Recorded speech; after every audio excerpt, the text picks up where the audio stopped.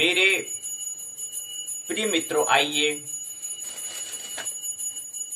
17 दिसंबर 2020 भूमंच ज्योतिष पाठशाला बीजेपी स्वाध्याय दिवस 96वां दिवस में मनोविज्ञान के 21वीं दिवस में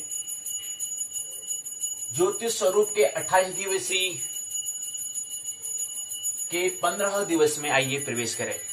सबसे पहले महत्वपूर्ण होता है सूर्योदय। सूर्योदय आज ठीक 7 बजे 8:30 हो चुका है। 8:32 हो चुके हैं।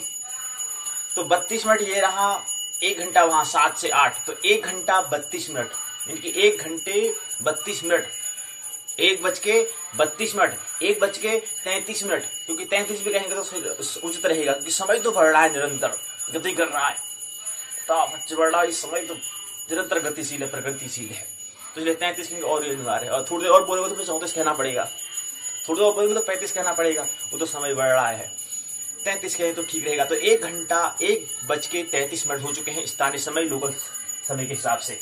और अस्त जो होगा 1 मिनट और बाद में होगा 17:17 में। 17:17 में सूर्य अस्त होगा, जिसको हम मानक समय के हिसाब से 5:17 कहते हैं। और 7 बजे जो हम कह रहे हैं, ये क्या है, मानक 17 जो है ये भी स्थानीय समय है, लेकिन 17 बज के जो कह रहे हैं वो हमने कहा कि 2 तरह से घड़ी होती है, 12 घंटे की होती है, 24 घंटे की घड़ी होती है। उस हिसाब से तो हम 24 घंटे के हिसाब से लेकर चलते हैं, हम 12 को पुनरावृत्ति वाला नहीं कर रहे हैं। तो वहां पर जब हम गणना करेंगे ज्योतिष में, वहां पर हमें दिक्कत ना आए, इसलिए कि कौन सा एक, दिन का एक कि रात का एक, इसलिए हमें एक ही 24 घंटे और तो करना पड़ेगा। तो 7 बज के हैं, 7 से 8, 3 मिनट यहाँ हुए, तो 1 घंटा 33 मिनट हो चुका है। तो आइए हम भी स्वाध्याय में प्रवेश करें। तो एक सूर्यदेव को आए हुए 1 घंटा 33 मिनट हो चुका है इस स्थान में, ये स्थानीय समय, लोकल टाइम में। तो दैनिक कार्यक्रम के अंतर्गत आने वाला जो प्रमुख, जो महत्वपूर्ण जो कार्य है, स्वाध्याय। आइए स्वाध्याय में प्रवेश करें। जानते हैं पाठशाला के 2 भाग, पहला होता है पाठ्यचर्या, जिसको हम प्रश्नोत्तर चर्चा भी कहते हैं। दूसरा होता है पाठ्यक्रम, पाठ्य चर्चा। आइए पहले भाग में हम ज्योतिष के स्वरूप को समझने का प्रयास कर रहे हैं, उससे संबंधित कुछ सूचना है। और यहाँ पर मुख्य प्रसंग आज ग्रह गोचर को हम देखने का प्रयास आज की पाठशाला में करेंगे। इसको हम 9 चरणों में लेने का प्रयास करेंगे। उसके बाद एक प्रश्न हम पूछेंगे, युवा कौन?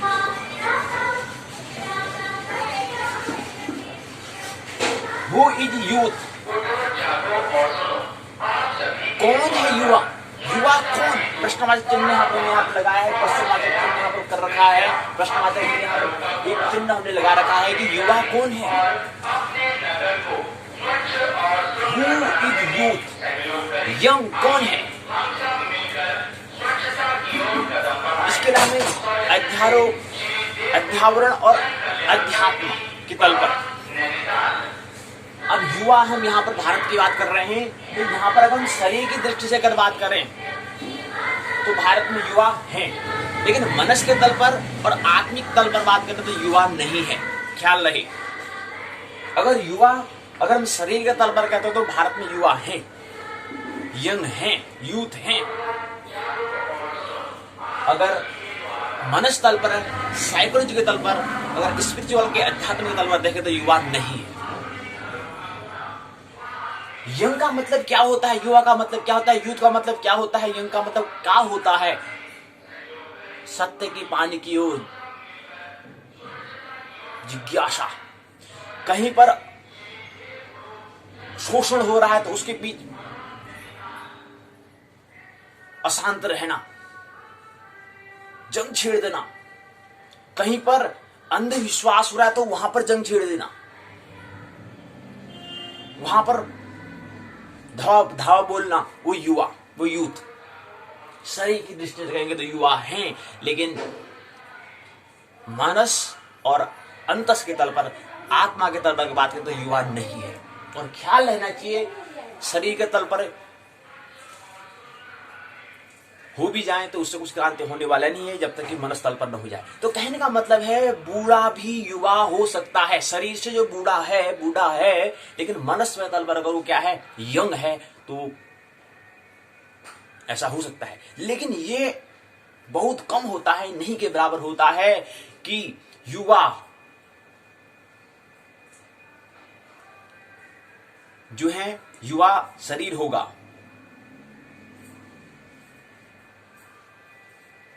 बूढ़ा शरीर है, उसमें संभावना हो सकती है यंग होने की।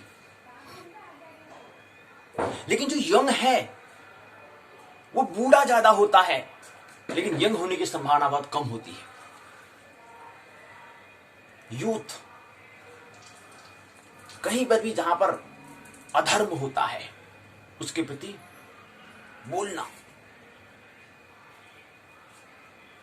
कहीं पर शोषण हो रहा तो उसके प्रति बोलना।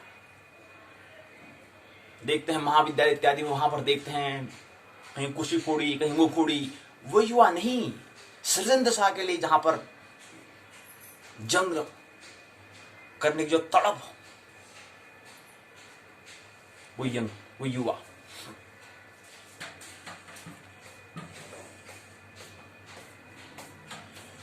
यहां पर यंग भी क्या, यंग जो व्यक्ति है शरीर से, वो बूढ़ा होने की संभावना अधिक है, और बहुत कम होता है कि जो बूढ़ा आदमी है वो यंग हो। यंग आदमी है लेकिन बूढ़े होने की संभावना 99% क्या है संभावना कि वो बूढ़ा होगा। जो व्यक्ति युवा है, शरीर की दृष्टि में देख रहे हैं, हो गया है 18 साल से 40 साल के बीच में इसकी उम्र है युवा होने की, शरीर से तो युवा है लेकिन मनस के तौर पर, आत्मा तौर पर बूढ़ा होता है। 99% मौके होते हैं, और 1% मौका क्या होता है कि कोई बूढ़ा व्यक्ति है शरीर के, वो 1% संभावना क्या हो सकता है वो युवा, यंग हो, यूथ हो सकता है 1%।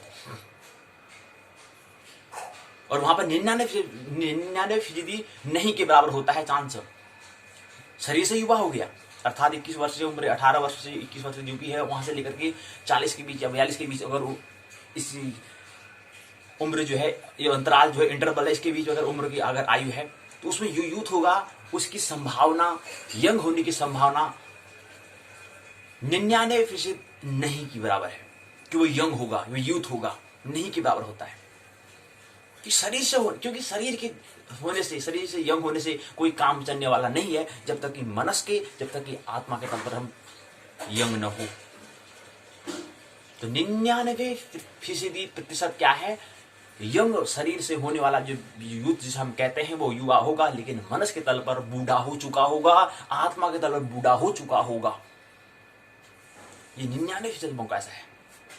1% हो सकता है कोई बिरला निकल जाए जो शरीर से भी यंग हो और आत्मा से भी यंग हो और आत्मिक तल पर, मनस तल पर भी क्या हो, यंग हो। 1% की मौका है।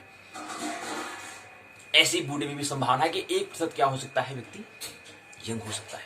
तो आइए ये हमने प्रसंग लिया, who is youth, who is young, युवा कौन, शरीर के तल पर नहीं, शरीर के तल पर है लेकिन मनस के तल पर, आत्मिक तल पर युवा कौन है यंग, उसकी हम बात करते हैं। वो मैटर रखता है। केंद्र, सेंटर, जिसके तौर पर क्या है, परिधि जब टिका हुआ है, तो केंद्र वह कौन युवा है, कौन यूथ है, उसको देखते हैं। तो इसलिए प्रश्नवाची चिन्ह लगा दिया, प्रश्न करना है कि युवा कौन, यूथ कौन, हु इज यूथ। अगला प्रश्न आता है, एक दूसरा महत्वपूर्ण होता है, वही इसके क्रम में अगला है, हु एम आई, मैं कौन हूं धर्म की क्रांति के लिए। जिसमें क्रांति करने की पूरी तड़प हो, वो युवा, वो यूथ, वो यंग। परिवर्तन करने की जो परिवर्तन चाहेगा, चेंज चाहेगा, वो यंग। जो प्रैक्टिस करने के लिए, जो सृजन करने के लिए जिसकी प्राणों में तड़प हो, वो यंग। शारीरिक तल पर भी, मनस तल पर भी और आत्मिक तल पर जो विकास में जो परिवर्तन था, जो डेवलपमेंट की जो चाह रखने वाला, जो जिसकी तड़प, जिसके प्राण में तड़प हो, वो है युवा, वह है यंग, वह है यूथ। जिसकी तड़प ही नहीं है वो यंग नहीं है। तो शारीरिक की दृष्टि से हो जाना यंग की परिभाषा नहीं कहलाती है, जबकि महत्वपूर्ण होता है मनस तल पर हम कैसे हैं, बूढ़े हैं या युवा हैं।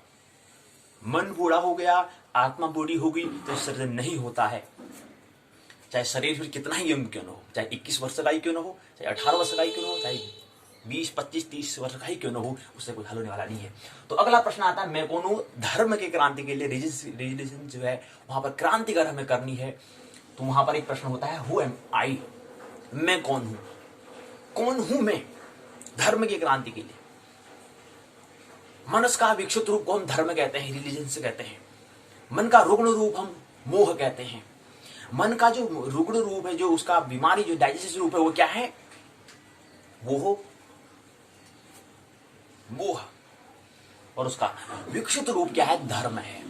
मन का ही विकसित रूप, मन का ही रुग्ण रूप दो होते हैं। एक होता है जो स्वास्थ्य जो है वो धर्म, और जो अस्वास्थ्य वो है मोह या माया या ममता। अगला, आई एम हु। दूसरी बात बताई। एक प्रसंग और है, समान से जब हम भोग करते हैं उसमें ऊर्जा का अगर अधोगमन में होता है तो वह काम कहलाएगा। अगर ऊर्ध्वगमन में होता है, ऊपर की दिशा में अगर उस ऊर्जा का अगर हम रूपांतरण करना सीख गए तो वह राम होता है, अर्थात समाधि होता है। 1000 साल तक हम परतंत्र रहे। कभी ख्याल है 1947 से लेकर के 947 से लेकर के 1947, 1000 वर्ष तक हम परतंत्र रहे। क्या ऐसे युवा देश में हो सकता था? लेकिन नहीं, 1000 साल तक हम क्या रहे? परतंत्र रहे। किसी के अंडर में ही देश रहा, किसी के देश हमारा है, मुल्क हमारा है, लेकिन किसी कोई अन्य देश का, मतलब पृथ्वी का एक अलग भाग जो यहाँ पर राज कर रहा था। तो 1000 साल तक हम परतंत्र रहे। किसी कोई दूसरे हमारा राजा रहा, दूसरा हमारा मालिक अपना देश होने के बाद 1000 वर्ष। 15 अगस्त 1947 में हमारा देश स्वतंत्र हुआ था, और उससे पहले 947 में हमारा देश लेकर के 1947 का भी जो समय, जो अवधि है, वो जो 1000 का वक्त है, हम परतंत्र रहे। तो ऐसे युवा देश में ऐसा हो सकता है? इसका मतलब जरूर है कि हम मनस से, हम क्या हैं, शरीर से तो हम युवा हैं, लेकिन मनस और आत्मिक तौर पर हम बूढ़े हो चुके हैं। नहीं तो हम 1000 वर्ष हम अपने देश को परतंत्र नहीं होने देते।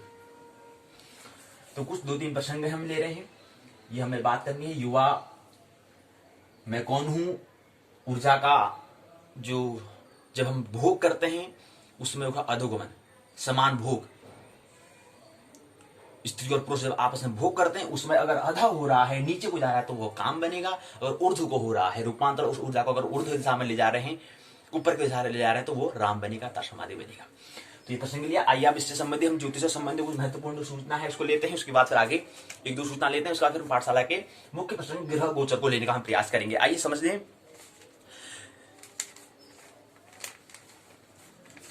अगले साल गर्मियों में खूब गूंजेगी शहनाइयां। आप कहते हैं, प्रसंग चिंटू पूछता है कि गुरुजी आप बताओ कि ये आप फिर ये शादियां गूंजेंगी शहनाइयां, इसका मतलब ज्योतिष से क्या लेना देना है? इससे लेना देना है 28 दिवसीय ज्योतिष स्वरूप के अंदर ये भी आता है। विवाह होगा, विवाह के होने के बाद फिर एक नई जनरेशन, नई पीढ़ी आएगी। तो ज्योतिष और उन जो नई जो वर वधू की जो तैयारी है उसकी प्रिपरेशन के लिए कुछ ऐसी प्रिपरेशन कराना, कैसे ऐसे माहौल देना जिससे हम राम, बुद्ध जैसे, कृष्ण जैसे व्यक्तित्व को हम जन्म दे पाए, ऐसे व्यक्ति का क्या हो पाए, सृजन हो पाए। ऐसा कुछ ज्योतिष का प्रयास, उससे संबंधित सूचना है। और दूसरी भी पता होना चाहिए कि किस समय विवाह करना चाहिए। तो कह रहे हैं कि यहाँ पर 2021 में सबसे ज्यादा शुभ तिथियां अप्रैल से कल 2021 अगला वर्ष आएगा, 1 अप्रैल से शुरू हो जाएगा। 14 गर्मियों में वैवाहिक लग्न की तिथियां तो थी, लेकिन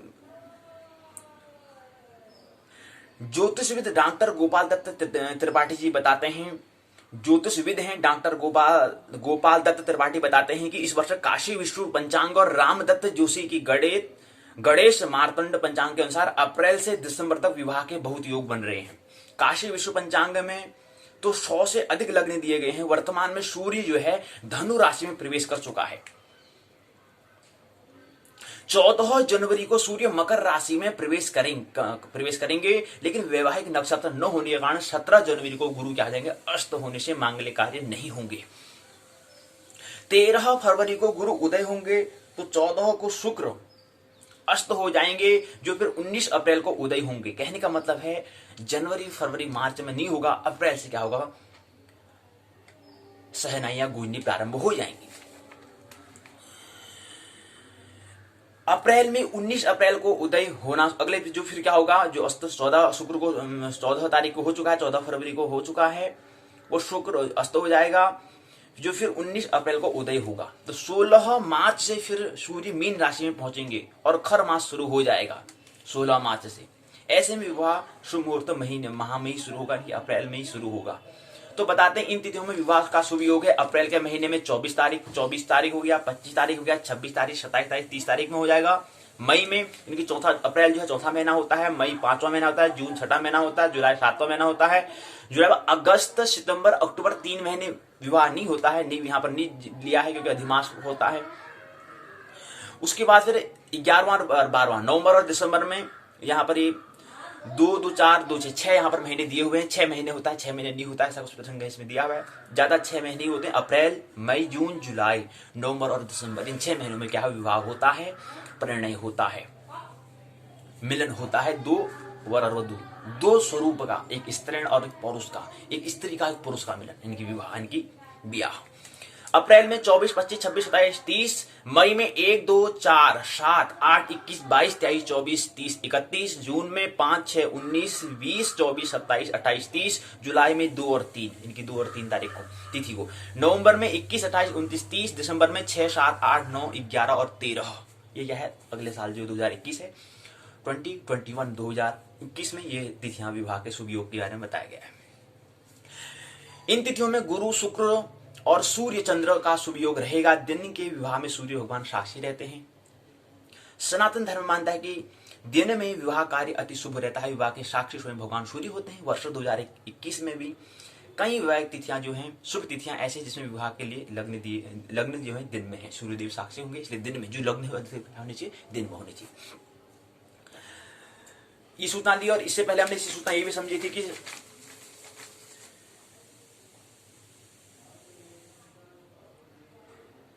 देव उठनी एकादशी के साथ ही बुधवार से सहालग शुरू होने जा रहे हैं। हमने कहा कि इससे पहले बीच में अधिमास था, उसके बाद हमने यहां पर देखा था कि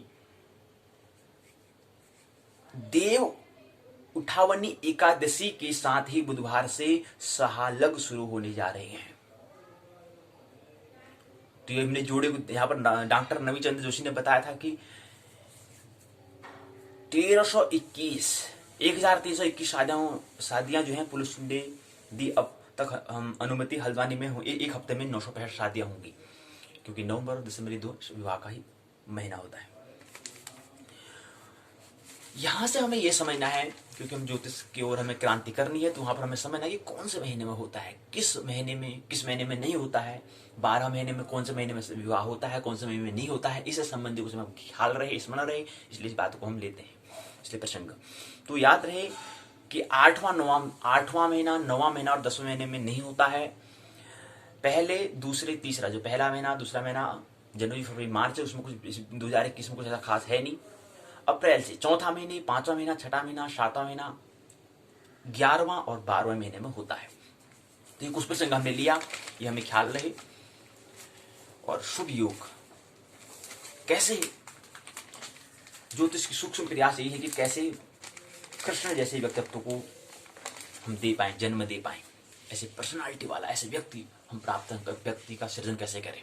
उसके लिए क्या करना पड़ेगा, उसके लिए शादी होने से पहले जो वर वधु है उनकी तैयारी, उनका ऐसा प्लान, ऐसी योजना, ऐसा उनको एक अवसर देना है कि उसमें जब गर्भाधान हो, उसमें एक ऐसा माहौल वो बनाए, इतने प्रेम पूर्ण हो, इतने प्रेम से परिपूर्ण हो, उनका जब मिलन हो, उससे जब गर्भाधान हो, उसमें जो आत्मा आए, इतने ध्यानस्थ हो, इतने भक्तिपूर्ण हो कि वहां से कृष्ण जैसे व्यक्तित्व का जन्म हो पाए।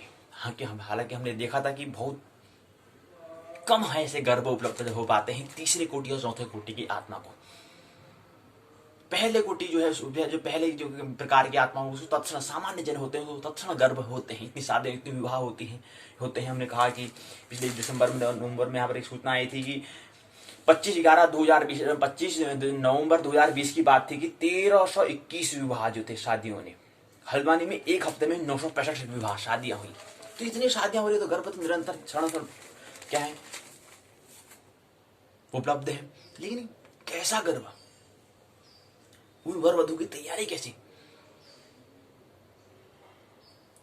ऐसा व्यक्तित्व जो महामानव, जो सुपर वुमेन, जो भगवत्ता को, भगवान को उपलब्ध कराने वाला ऐसा व्यक्ति का व्यक्तित्व हमें का सृजन करने वाला ऐसे माहौल हमें तैयार करना है, उसे समझ को सोचना, इसलिए हमने इसको लिया। तो कैसी वो हो।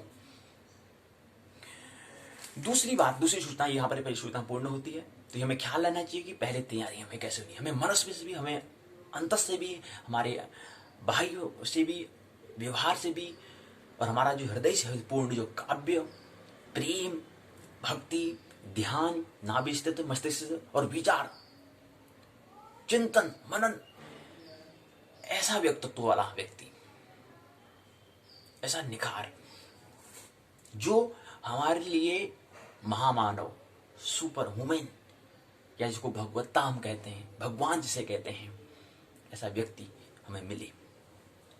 ऐसे गर्भाधान के समय उससे पहले तैयारी हमें करनी पड़ती है। उससे कैसे माहौल तैयार करना पड़ता है, उनको ऐसे तैयार करो कि एक ऐसा माहौल बनाए। बाकी तो हम समझते हैं कि चाहे आत्मा स्वयं क्या करती है, चुनती है कौन से मेरे को घर में जन्म लेना है, किस क्षण में लेना है, किस क्षण में मेरे को जन्म, मेरे को शरीर से बाहर, गर्भ से बाहर आऊंगा, किस समय मैं गर्भाधान लेता हूँ, पूरा क्या करती है आत्मा स्वयं निर्धारित करती है। इसलिए तो मनुष्य स्वतंत्र है अन्य शरीर की अपेक्षा। इसलिए मनुष्य क्या है, शरीर सब को हम क्या कहते हैं, मोक्ष का द्वार कहते हैं। दूसरी सूचना, भारत में जांच के बाद दुनिया में लॉन्च हो रही फेसबुक में नई फीचर जुकरबर्ग के बोलते हैं, फेसबुक के जो CEO जो हैं। अब देखो यहाँ पर बहुत महत्वपूर्ण बात है कि हमारे जिसके जो सबसे अमीर व्यक्ति हैं मुकेश अंबानी जी, कहते हैं कि 2 दशक में, अर्थात 20 वर्ष में, 2 दशक मतलब 2 को 10 से गुणा करते थे, 2 20 दुना 2 दशक, यानी कि 2 को 10 से गुणा करते थे, 10 दुना 20 होता है, यानी कि 20 साल में दुनिया में जो भारत है, 2 दशक में दुनिया की शीर्ष 3 अर्थव्यवस्था में एक होगा, तीसरे नंबर की अर्थव्यवस्था होगी। अर्थव्यवस्था का मतलब क्या होता है, कभी ख्याल किया इकोनॉमिक्स से मतलब क्या होता है?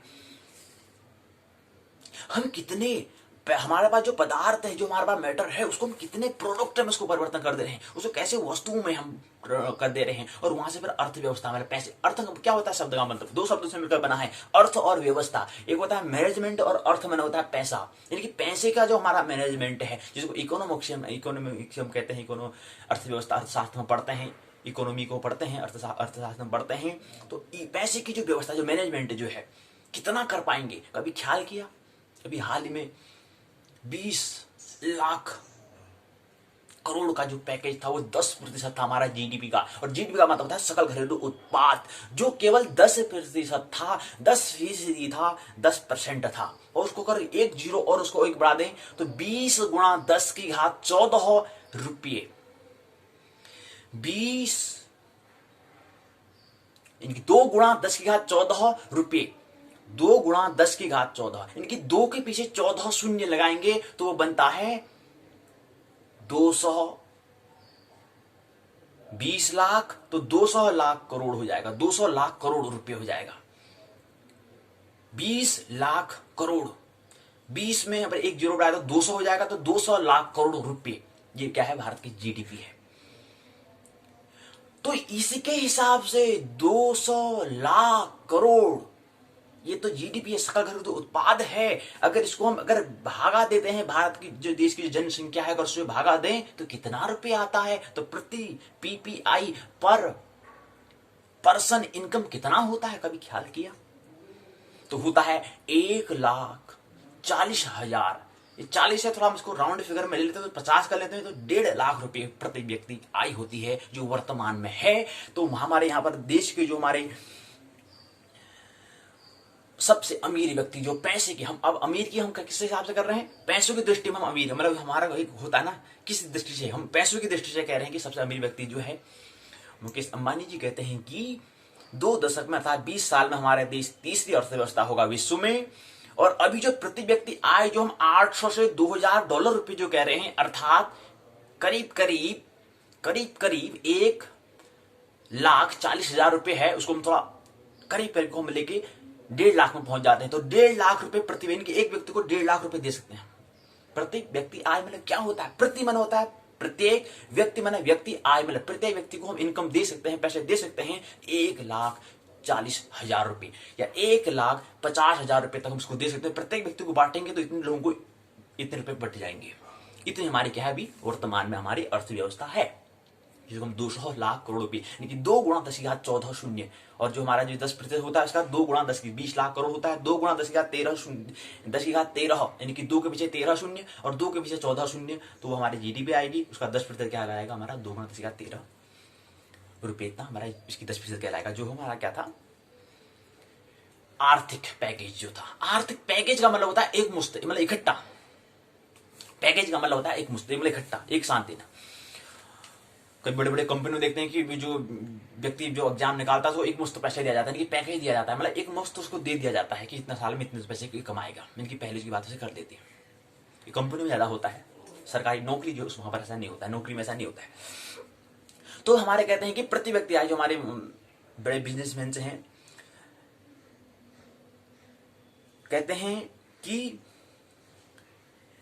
रिलायंस इंडस्ट्रीज मतलब होता औद्योगिक जो है इसका लिमिटेड, जो इसके रिलायंस है, उनके जो चेयरमैन जो है मुकेश अंबानी कहते हैं कि हमारा क्या होगा, जो 800 से 2020 की जो हम कह रहे हैं, जो इसके अंतराल में इसके मध्य में जो हमारी क्या है प्रति व्यक्ति आय है, बहुत 20 साल में क्या हो जाएगी, 2 गुने से भी अधिक हो जाएगी। यानी कि 2000 का क्या हो जाएगा 2 दूना 4, यानी कि 4,000 नहीं, 4,000 भी नहीं 5,000 क्या हो जाएगी, 5,000 डॉलर हो जाएगी। और 5,000 डॉलर का मतलब समझ दो कितना, 3,50,000, यानी कि 3 लाख प्रत्येक व्यक्ति को 3 लाख रुपए बढ़ जाएंगे, 3.5 लाख रुपए प्रत्येक व्यक्ति को बढ़ जाएंगे। ऐसी क्या कर रहे हैं हो जाएगी, ऐसी सूचना दे रहे हैं, खबर दे रहे हैं। कुल परिवार में 50% हिस्सेदारी रखने वाला भारत का मध्य वर्ग सालाना 3 से 4% की दर से बढ़ेगा। मतलब अब देखो ना यहाँ पर क्या है, हम कितनी अर्थव्यवस्था कर पा रहे हैं। अर्थव्यवस्था के लिए हमें क्या तरह तरह के हमें कुछ नई प्रोडक्ट नए उत्पाद हमें क्या करने पड़ेंगे, सृजन करने पड़ेंगे। हमारे पास इतना सारे पदार्थ हमारा पड़ा है, एक अलग अलग तरह से हमें क्या हमें उस पदार्थ का हमें प्रोडक्ट का हमें जन्म देना है। उससे हमारी क्या हमारी इकोनॉमिक्स हमारी अर्थव्यवस्था, यानी कि प्रत्येक व्यक्ति को रोजगार। आप देखो युवा होता है भिक्षा मांगना शुरू कर देता है, अभी युवा है उसको चिंतन करना चाहिए, मनन करना चाहिए। यंग का मतलब जो अभी क्या हो कुछ नया जो सर्जन करे, कुछ चिंतन करे, कुछ सीखना करे। जो छोटा यंग मतलब यूथ जो होता है, जो अभी क्या कर रहा है चिंतन कर रहा है, समझ रहा है। और जहां पर समझ में नहीं आ रहा है, जहां पर उसको लग रहा है कि यहाँ पर ये अंधविश्वास या इत्यादि कुछ हो रहा है, तो वहां पर वो जंग छेड़ देगा।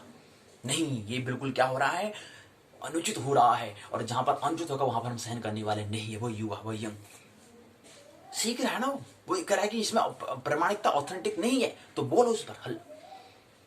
जो शांत जो अशांत रहे, जहां पर सत्य के लिए जो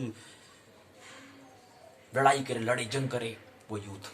ऐसी क्या है अर्थव्यवस्था से हम ये लगाते हैं कि हमारे हम युवा कितने नई नई चीज को हम दे पा रहे हैं देश के लिए, ये कितना चीज हम आविष्कार कर पा रहे हैं, उससे हमारी अर्थव्यवस्था बनती है।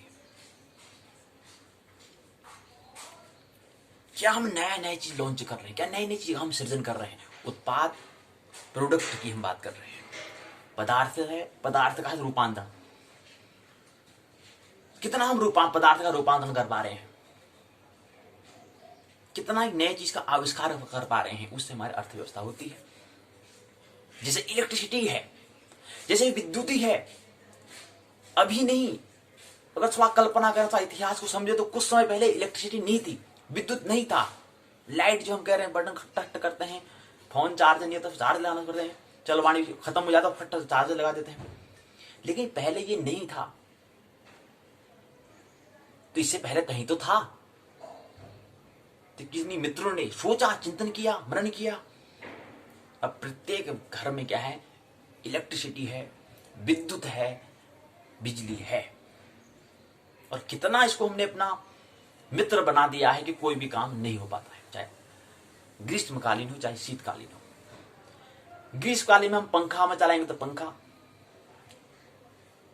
और जब शीतकालीन आ जाएगी तो वहां पर हीटर। भाई हमें गर्मी चाहिए तो हीटर जला दो। अब हीटर किससे जलेगा? इलेक्ट्रिसिटी से, विद्युत से। विद्युत है क्या? कुछ समय पहले ही विद्युत नहीं था तो क्या कैसे करते होंगे? उस समय ठंडा नहीं होता होगा, उसमें शीत नहीं होती होगी, उसमें जाड़ा नहीं आता होगा क्या? उसमें ऋतु परिवर्तन, ऋतु नहीं होती थी क्या? उसमें सीजन नहीं होते थे क्या? होते थे। लेकिन नहीं, किन्हीं मित्रों ने बड़ा योगदान दिया, आज इलेक्ट्रिसिटी है। तो ऐसे ही इलेक्ट्रिसिटी, अब इलेक्ट्रिसिटी क्या क्या नए नए चीज हम कर रहे हैं, क्या नए नए प्रोडक्ट उससे संबंधित हैं। तो ऐसे ही कुछ पदार्थ है, उसका रूपांतरण करना, वो प्रोडक्ट अर्थात उत्पाद कहलाता है। उस कितना हम कर पा रहे हैं, उससे हमारे इकोनॉमिक्स, उससे हमारी अर्थव्यवस्था बनती है। और कितने उस अर्थव्यवस्था में करने में हम लोगों होंगे, और कितने व्यक्ति लोग क्या कर रहे हैं, रोजगार, स्वरोजगार, कितने व्यक्ति का स्वरोजगार है।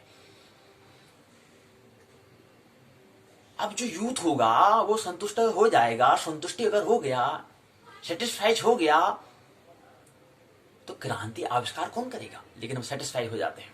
क्यों? क्योंकि मन और आत्मा से हम बूढ़े हैं।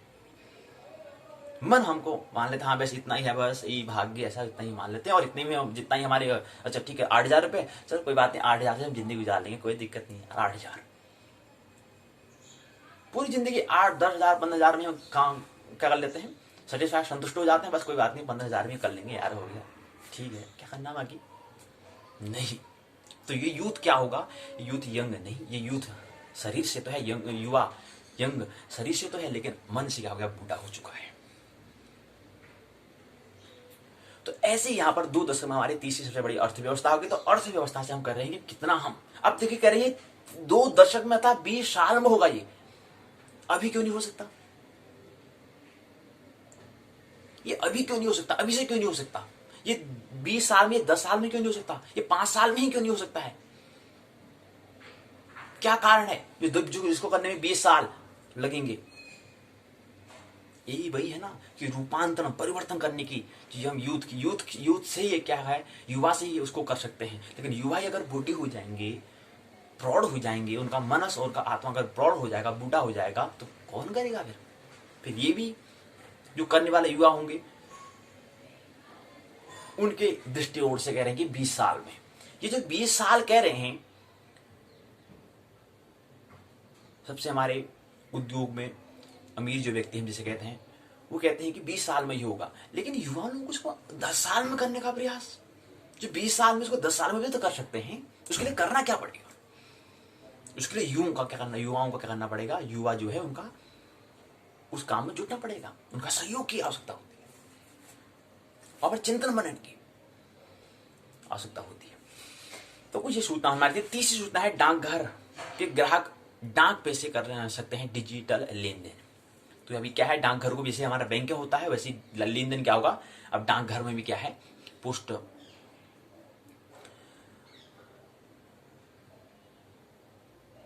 जो है वहां पर भी क्या होगा, डिजिटल होगा। अब डिजिटल कह रहे हैं, डिजिटल का मतलब क्या होता है? अब जो व्यक्ति प्रश्न ही नहीं करेगा, जो युवा का मतलब जो प्रश्न ही, जो चिंतन ही नहीं करे, जो मान ले, वो युवा शरीर की दृष्टि से, जो मान ले, जो सेटिस्फाई, जो संतुष्ट हो जाए, वो युवा क्या है, शरीर की दृष्टि से। लेकिन जो व्यक्ति विज्ञान के लिए क्या और कैसे, और साथ ही साथ हु एम आई, साथ ही साथ ये प्रश्न पूछे कि हु इज यूथ, इस तरह से प्रश्न पूछे, जो मान ले, जो प्रश्न करे, जो क्या है, कैसे है, क्या है अस्तित्व में, जो निरंतर परिवर्तन जो चाहे, चेंजेस जो चाहे, वो युवा। लेकिन जो ठीक है जी ऐसे होता है, डिजिटल होगा, हाँ डिजिटल ही है, लेकिन डिजिटल का मतलब क्या है, वो क्या जैसा होता होगा?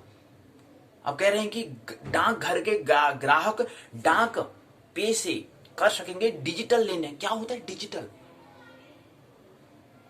डिजिटल जो है वो डिजिट से बना है, और डिजिट का मतलब होता है अंक, और डिजिटल से डिजिट से डिजिटल बना है। और ये जो डिजिट आए थे वो कहां से आया था? वो डिजिट ज्योतिष से। डिजिट मतलब होता है अंक। अंक मतलब जो कह रहे हैं, जो भी हम अंक, जो भी हम संख्या 1 2 3 4 5 6 7 8 और 9 और 0, ये जो हम संख्या कह रहे हैं, जो डिजिट कह रहे हैं, ये कहां से है?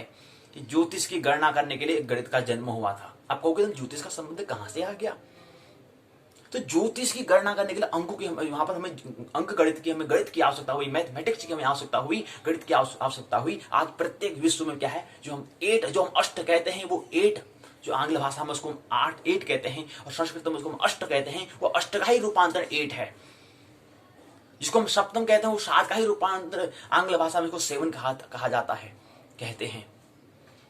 तो ज्योतिष की 90 से कम 90,000 वर्ष पहले की बात है। वहां पर ज्योतिष की गणना करने के लिए क्या करना पड़ा, हमें गणित का आविष्कार हमें करना पड़ा, सृजन करना पड़ा। तो उसी से डिजिटल लेन देन हो रहा है, क्योंकि कंप्यूटर जो है, संगणक जो है, उसमें क्या होता है, डिजिटली तो होता है, द्विआधारी प्रणाली तो होता है, 0 और 1 की तो प्रणाली होती है। जो युवा वो है, हमारा विषय भी युवा से हम एक प्रश्न पूछा था, तो युवा तो वो है जो जानने का प्रयास करे क्या है ये और कैसे है। जो ये प्रयास नहीं करे, युद्ध हो जा सकता है शरीर से, लेकिन मनुष्य और आत्मा से बूढ़ा हो गया हो। तो इसलिए कह रहे हैं कि आगे जो डाकघर भी वो क्या हो जाएगा, अब डिजिटल डाक पे मतलब होता है, पे मतलब होता है भुगतान करना, पेमेंट से बना है, पे करना मतलब देना, पेमेंट होता है मतलब भुगतान करना। पहले भुगतान करना पड़ता है, कुछ न कुछ देना पड़ता है, तब हमें कुछ मिलता है। लेन देन अब क्या होगा, डिजिटल होगा। तो डिजिटल मतलब क्या होता है, इस पर हम विचार करेंगे। और युवा शरीर की दृष्टि से केवल हैं, उससे काम बनने वाला नहीं है जब तक कि मन से हम युवा और अंत से युवा न हो जाए। साइकोलॉजिकली, माइंडली और सोल और स्पिरिचुअली से अगर हम युवा न है तो जब तक न हो जाए तब तक क्रांति नहीं हो सकती। और क्रांति लाने के लिए हमें तीनों तल पर युवा होना, शरीर के तल पर, मनस के तल पर और आत्मिक तल पर भी हमें क्या होना चाहिए, युवा होना चाहिए। तब जाके कुछ क्रांति आविष्कार होता है। अगला एक महत्वपूर्ण सूचना यहाँ पर इस्लामाबाद कह रहे हैं कि पाकिस्तान में दुष्कर्म रोकने के लिए सख्त कानून को राष्ट्रपति ने दे दी है मंजूरी। अब इससे हमें क्या लेना देना है, कह रहे हैं कि आदतन दुष्कर्मियों को रासायनिक तरीके से नपुंसक बनाया जाएगा। नपुंसक रासायनिक, जो रासायनिक है, जो केमिकल जो हम जो कह रहे हैं, जो केमिकल होता है उसको केमिकल तरह से क्या है, नपुंसक में बना देंगे। अब देखो यहाँ पर हमने कहा, एक सूत्र हमने कहा, वही काम है वही राम, वही जो ऊर्जा हमने कहा कि जो ऊर्जा है, जब हम समान उपयोग भोग करते हैं, जब हम काम करते हैं, उसमें वही ऊर्जा हमारी काम बनती है, वही राम बनती है। लेकिन उसका रूपांतरण हम किस तरह से कर रहे हैं, इसी ऊर्जा को अगर हम ध्यान में, प्रेम में, भक्ति में, नृत्य में, संगीत में, गाने में इत्यादि अन्य तरह के अगर दिशा में करेंगे तो वो राम बनता है, वही ऊर्जा।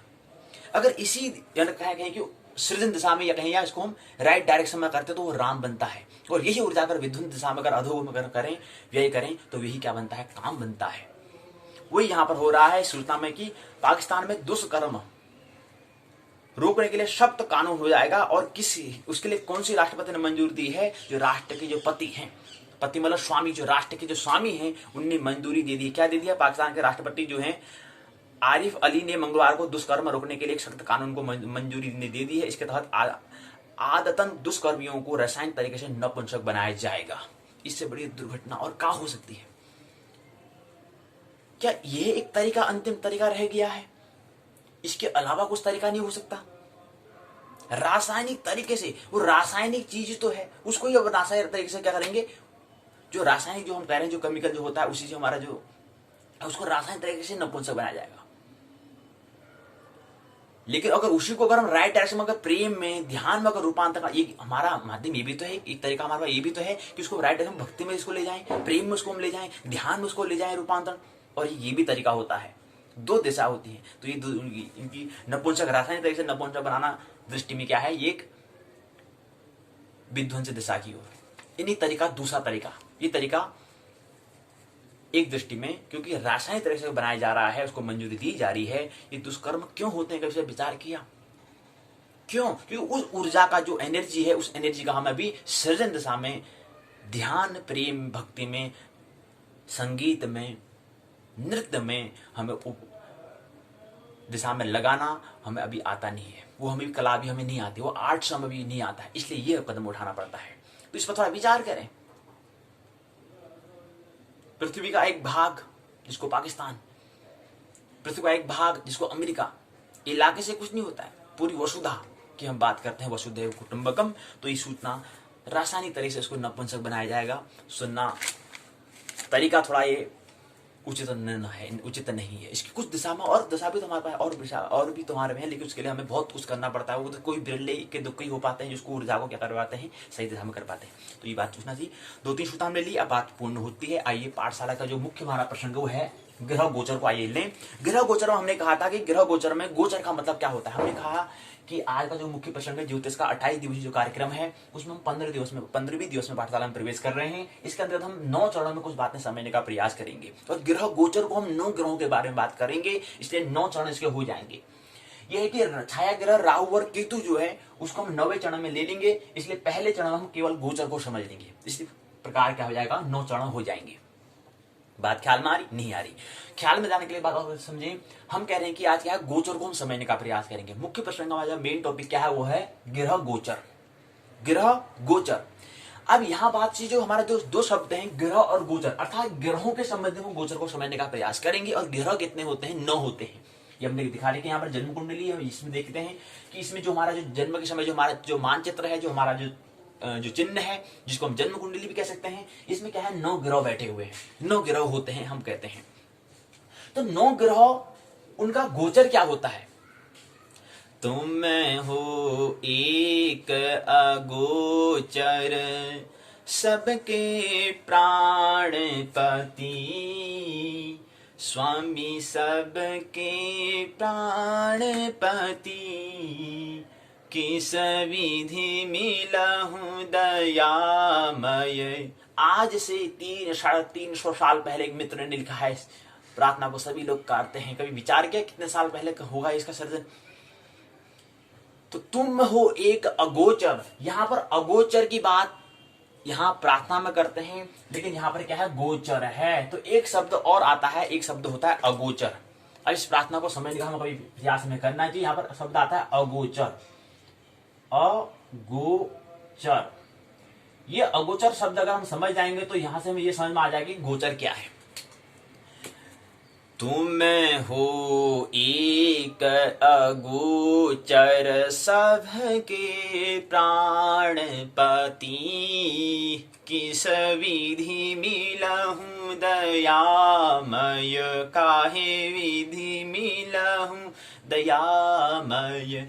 तुमको मैं कुमति ओम जय जगदीश हरि। तुम हो एक अगोचर, औ का मतलब होता है नहीं, गोचर का मतलब होता है दृष्ट प्रकट। तुम प्रकट नहीं हो, क्यों? क्योंकि तुम केंद्र में हो, तुम अध्यात्म हो, अध्यावरण नहीं। तुम जो अध्यावरण है उसके केंद्र, जिस केंद्र पर जो अध्यावरण जो है जो चल रहा है उसके केंद्र, उस जो अध्यावरण है किस पर टिका पड़ा है, वो उस पर। तो तुम कहाँ हो, एक अगोचर हो। तुम गोचर नहीं है, जो प्रकट नहीं हो, तुम अप्रकट हो। तो प्रकृति जो है, प्रकृति के किस तल पर टिकी है, वो मूल के तल, जो मूल है उस पर क्या है, पृथ्वी टिकी है। पंखा किस पर टिका है, एक कील पर टिका है। जो पहिया वाहन जो होता है जिसको हम गाड़ी कहते हैं, कभी शब्द आपने सुना, गाड़ी शब्द के नाम से सुना है। गाड़ी का मतलब क्या होता है, गाड़ी का मतलब होता है गड़ा हुआ। मतलब जो गड़ी है उसको गाड़ी कह रहे हैं। कितना विपरीत बात है जी, जबकि गाड़ी मतलब चलना। तो गाड़ी का मतलब जो गड़ी हुई है उसको गाड़ी कहते हैं उसको, लेकिन उसको वाहन कहें तो और उपयुक्त रहेगा। तो गाड़ी मतलब था गड़ी हुई। अब किन्हीं मित्रों ने इसका नाम दिया होगा गाड़ी, बैलगाड़ी, रेलगाड़ी, पीछे जोड़ दो उसका नाम गाड़ी। गाड़ी का मतलब जो गड़ी हुई है, लेकिन इसका मतलब क्या वो गड़ी थोड़ा तो चलती है, वो तो मूव करती है। गड़ी कहाँ होती है, वो ये फिक्स कहाँ है, वो तो चलती रहती है, वो तो मूव करती है। प्रश्न का भी करना चाहिए। तो गाड़ी चलती हुई चीज को भी गाड़ी कहते हैं। यही तो संसार है जी, और क्या है। जो चल रही है उसको भी हम गाड़ी बोल रहे हैं। जो गति कर रहा है, जो मूव्ड है, उसको भी हम गाड़ी कह रहे हैं। वाहन उपयुक्त शब्द इसके लिए है। तो वाहन में जो एक पहिया जो है, पहिया जो किसी एक मूल पर तो घूम रहा होगा, जो मूव नहीं कर रहा है, तो वो मूल है। तो मूल ही अगोचर है। मूल ही क्या है, अगोचर है। तो इस प्रार्थना में कहते हैं तू मैं हो एक अगोचर सबके प्राणपति। तो अगोचर की बात करें, अ मतलब नहीं, गोचर में दिखाई देना। तो गोचर मतलब ग्रह का देखना, गोचर होना। तो ये गोचर को पहले हम पहले चरण में समझने का प्रयास करेंगे। इसके बाद ग्रह जो है 9 ग्रह होते हैं, सूर्य चंद्र मंगल बुध गुरु शुक्र शनि राहु केतु। 9 ग्रह हैं, 9 चरण होने चाहिए, लेकिन 9 चरण नहीं होंगे। क्यों? क्योंकि जो छाया ग्रह राहु और केतु है उसको हम 9वें चरण में समझ लेंगे, इसलिए 9 चरण बन जाएंगे। और पहले चरण में केतु की गोचर क्या होता है, पहले गोचर से हम परिचय होंगे पहले चरण में। तो इसलिए पहला चरण बन जाएगा गोचर का परिचय, दूसरा चरण बन जाएगा गोचर सूर्य का वेद, तीसरा चरण हो जाएगा गोचर का चंद्र का वेद, चौथा हो जाएगा गोचर मंगल का वेद, पांचवा चरण हो जाएगा गोचर बुध का वेद, छठा चरण गोचर गुरु का वेद, सातवां गोचर शुक्र का वेद, आठवां चरण गोचर शनि का वेद, नौवां चरण गोचर राहु और केतु का वेद हो जाएगा। इस तरह से हमारे क्या 9 चरण हो जाएंगे।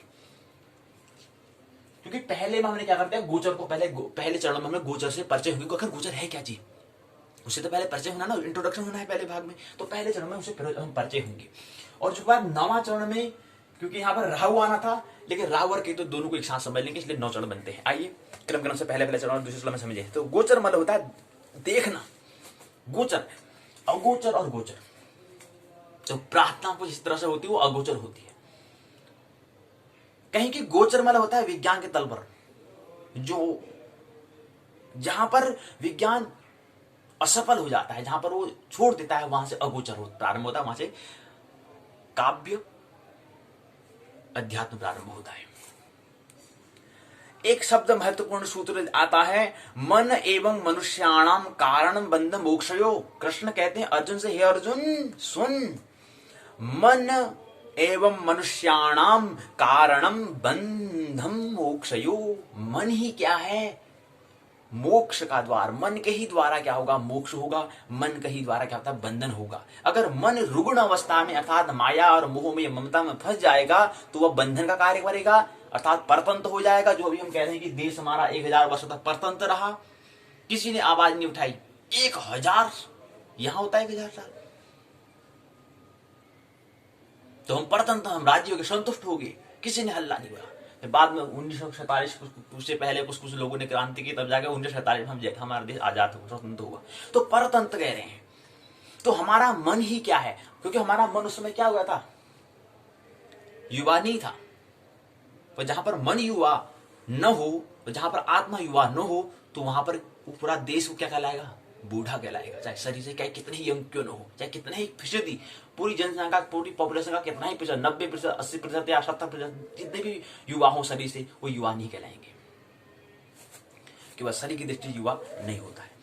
तो यहां पर कह रहे हैं कि कृष्ण कहते हैं अर्जुन से, ही अर्जुन सुन, मन एवं मनुष्याणाम, मनुष्य का, मनु का, मनुष्य कहेंगे ठीक है, लेकिन मनुष्य का अगर थोड़ा अगर उसका बुद्धत्व को, अगर उसका जो आगा विकसित रूप मनु है, तो मनुष्य तो सभी हैं, लेकिन मनु कौन हो पाया। मनु होने को, या कहें भगवत्ता को, भगवान को लेने को, उसकी ओर छलांग लगाने के लिए मनुष्य जन्म में मिला है। तो लेकिन मनुष्य का क्या है, मनु, या मनुष्य ही रहेगा, या मनुष्य भी नीचे पशु में पहुंच जाएगा। मनुष्य, एक पशु और एक मनु। तो मनुष्य का क्या है, जो मध्य क्रम का है, वो पशु अर्थात बंधन की हम बात करते हैं, वो मन ही होता है। मन का रुग्ण रूप माया मोह ममता होता है। अगर उसका दूसरा रूपांतर, अगर उसका स्वस्थ रूप जो है, अरुण रूप क्या होगा, वह होता है मोक्ष का काम। स्वतंत्र, मोक्ष मतलब होता है स्वतंत्र, मुक्त होना, स्वतंत्र होना। और मनुष्य क्या है, स्वतंत्र है, मुक्त है। लेकिन क्या हम मुक्त हैं, प्रश्नवाची चिन्ह कभी लगाना चाहिए। तो वही बात आएगी कि मन से हम मन से बूढ़े तो नहीं हो गए, आत्मा से बूढ़े तो नहीं हो गए। क्योंकि प्रश्न करने में बहुत बड़ा हमें क्या करना पड़ेगा, श्रम देना पड़ेगा जी, परिश्रम करना पड़ेगा, तरह तरह से हमें प्रश्न ढूंढने पड़ेंगे। इसलिए प्रश्न ही मत करो, छोड़ो, ठीक है, ऐसे ही होता है। तो ये मन का प्रति, ये मन क्या हो चुका है, मन क्या है, प्रौढ़ है, बूढ़ा है। आलस्य प्रमाद को त्यागना पड़ेगा, उसके लिए श्रम करना पड़ेगा। कौन पूछे, छोड़ो, ऐसे ही रहो, ठीक है। तो ये सेटिस्फाई, संतुष्ट हो चुका है। तो ये कौन, ये मन क्या है, ये व्यक्ति क्या है, शरीर से चाहे कितना ही वर्ष का, 21 वर्ष का हो जाए, 20 वर्ष का हो जाए, 25 वर्ष का, 30 वर्ष का हो, लेकिन बूढ़ा हो चुका है। तो यहां पर कह रहे कि मन एवं मनुष्याणाम कारण बंधन मोक्ष। तो कारण जो है, जो उसका कारण जो कह जो कार्य करने का जो जनक जो है, कारण मतलब क्या होता है, जो कार्य करने का जो जनक है वो बंधन और मोक्ष क्या है, मनुष्य का मन ही होता है। तो मन का विकसित रूप क्या है, धर्म है। मन का रुग्ण रूप क्या है, माया है, मोह है, ममता है। यह हमें ख्याल रखना चाहिए। तो गोचर मतलब होता है देखना। तो ग्रह क्या करते हैं, देख रहे होते हैं। तो ग्रह गोचर के बारे में यहां पर दिया है। गोचर ग्रह में सूर्य, चंद्र, मंगल, बुध, गुरु, शनि जन्म चंद्र की राशि से शुभत्व सूचक स्थान। सूर्य जो है तीसरे भाव में, छठे भाव में, 10वें भाव में, 11वें भाव में होंगे। तो सूर्य क्या होगा, जन्म चंद्र की राशि से, जो क्या है जन्म चंद्र है, उस जन्म चंद्र की राशि से शुभत्व सूचक स्थान जो है। तो जन्म चंद्र की राशि से ले रहे हैं कि तीसरा, छठा, 10वां, 11वां जो होगा वहां पर सूर्य क्या होगा, गोचर ग्रह कहलाएगा। ऐसे ही चंद्र है 1, 3, 6, 7, 10, 12, 11। ऐसे मंगल है 3, 6, 11। बुध है 2, 4, 6, 8, 10, 11। गुरु हो जाएंगे 2, 5, 7, 9, 11। शुक्र 1, 2, 3, 4, 5, 8, 9, 11 और 12। तो ये क्या है, जन्म चंद्र की राशि से शुभत्व सूचक स्थान। तो जन्म इसके बाद भी और ग्रह क्या है, शनि और राहु केतु भी है। तो शनि 3, 6, 11, राहु 3, 6, 10, 11, केतु 3, 6, 10, 11। ये क्या स्थान है, जन्म चंद्र की राशि से शुभत्व सूचक स्थान। तो कई बार ग्रह ऊपर की तरह गोचरी शुभ स्थिति दर्शाते हो फिर भी शुभ फल नहीं देते हैं। इसका कारण गोचर ग्रह के वेद में है। तो क्या कारण है कि क्या कह रहे हैं कि कई बार ग्रह ऊपर की तरह गोचरी शुभ स्थिति दर्शाते हैं फिर भी शुभ फल हमें नहीं देते हैं। तो इसका कारण क्या है, गोचर ग्रह के वेद। अब वेद शब्द यहां पर एक शब्द आया है, वेदशाला।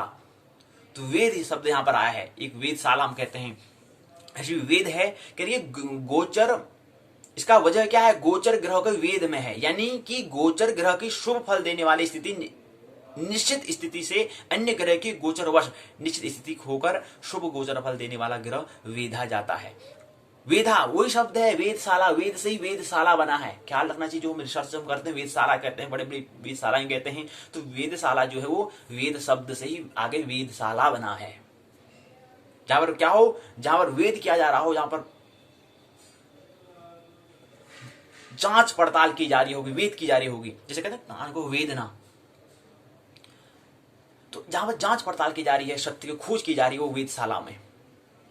जैसे मौसम बारिश होगी नहीं होगी तो वो वेदशाला का अनुमान लगाते हैं, देखते हैं, तो कुछ अनुसरण करते हैं। तो वहां पर मेरे जहां पर सत्य की खोज की जा रही है, प्रकृति का जहां पर जांच की जा रही है, खोजा जा रहा है, आविष्कार जहां पर किया जा रहा है, उसको हम वेदशाला कहते हैं। तो वेद जाता है, शुभ फल नहीं देता है, वो शुभ फल नहीं दे सकता है। तो इसके लिए हमें यहाँ पर कुछ बातें दी गई हैं कि गोचर सूर्य के वेद में क्या है, चंद्र से सूर्य का शुभ गोचर स्थान 3, 6, 10, 11 होता है। चंद्र से अन्य ग्रह की वेद स्थिति 9, 12, 4, 5 होता है। वेदक ग्रह क्या होते हैं ये बताने का प्रयास, अगला ये दूसरा प्रसंग में पहुंच गए हैं। सूर्य के वेद को हम समझेंगे। तीसरा चरण आता है गोचर चंद्र का वेद। गोचर चंद्र का वेद, जन्म के चंद्र से गोचर का पहले, जन्म के चंद्र से गोचर का चंद्र पहले, तीसरे, छठे, 7वें, 10वें और 11वें आने पर शुभ फल देता है, जो यही बता रहे हैं। गोचर का पहले भ्रमण करने वाला चंद्र जन्म के चंद्र से 5वें भ्रमण करते ग्रह से वेधा जाता है। इसी प्रकार तीसरा गोचरी चंद्र जन्म के चंद्र से 9वें भ्रमण करने वाला ग्रह से, इसी प्रकार से छठा, इसी प्रकार से 7वां, इसी प्रकार से 10वां, इसी प्रकार से 11वां। तो यहां पर क्या बात आई, जन्म के चंद्र से शुभ गोचर चंद्र का स्थान 1, 3, 6, 7, 10, 11 होता है।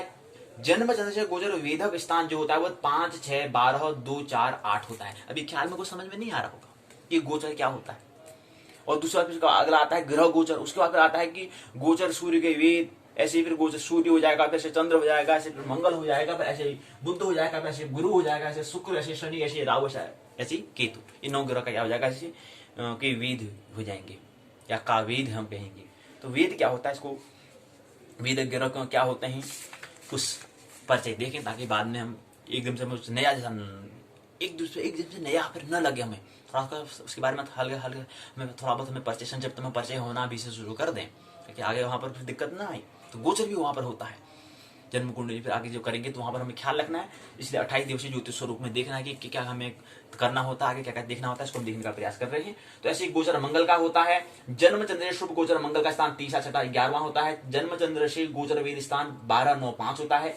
जन्म चंद्र से शुभ गोचर मंगल का स्थान, जन्म चंद्र से गोचर वेधक स्थान 12, 9, 5।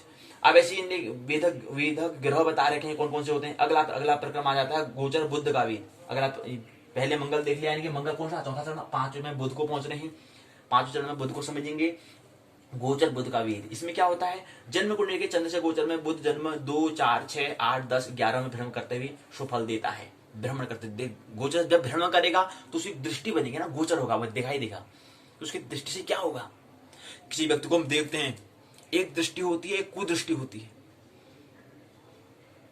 मतलब क्या होता है, प्रेम पूर्ण किसी व्यक्ति को देखना, मतलब देखना होता है, वो देखना कि निर्भय देखने की 2 कोटि हो सकती है, एक प्रेम दृष्टि से, एक कुदृष्टि से, एक ईर्ष्या की दृष्टि से। तो ऐसे यहां पर दृष्टि की बात कर रहे हैं, अब हम गोचर की बात कर रहे हैं, देखने की बात कर रहे हैं। देखते हैं वो किस दृष्टि से, कुदृष्टि देखते हैं या सुदृष्टि से। ऐसे गुरु का वेद आता है, तो हमने बुद्ध का बताया कि जन्म चंद्र से शुभ गोचर शुभ स्थान जो होते हैं, जन्म चंद्र से शुभ गोचर बुध का स्थान 2, 4, 6, 8, 10, 11। जन्म चंद्र से गोचर वेद का स्थान 5, 3, 9, 1, 8, 12। अगला आता है गोचर गुरु का वेद। इसमें जन्म चंद्र से शुभ गोचर गुरु का स्थान 2, 5, 7, 9, 11। जन्म चंद्र के गोचर वेद स्थान 12, 4, 3, 10, 8 होता है।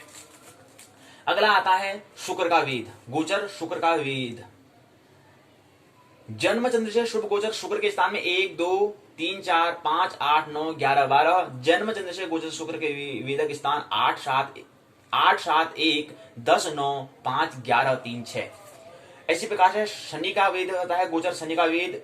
इसमें जन्म चंद्र से शुभ गोचर शनि के स्थान 3, 6, 11। जन्म चंद्र से गोचर वेद स्थान 12, 9, 5। इसी प्रकार से राहु और केतु का आता है। राहु केतु का देना है कि जन्म चंद्र से गोचर राहु केतु के शुभ स्थान 3, 6, 11 होता है। जन्म चंद्र से राहु केतु का वेदक स्थान जो है 12, 9, 5 होता है।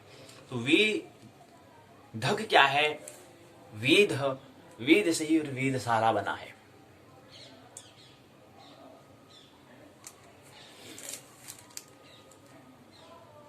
क्या है गोचर रशिया ज्योतिषियों को शुभ गोचर के लिए जन्म चंद्र से भ्रमण करते हुए राहु को शुभ फलदाता के रूप में मान रखने और वेद में उसे अलग रख कर फल कथन करने की विनती करते हैं। इस तरह अपने अनुभव का अंत में मार्गदर्शन देना उचित समझता हूं। गोचर द्वारा जो ग्रह शुभ फल देते हैं, वे कौन से विषयों का शुभ फल देते हैं, उन ग्रहों के विषय में हमने समझने का प्रयास किया। तो यहाँ पर प्रश्न ज्योतिष को हम समझने का प्रयास करेंगे। हमने कहा ना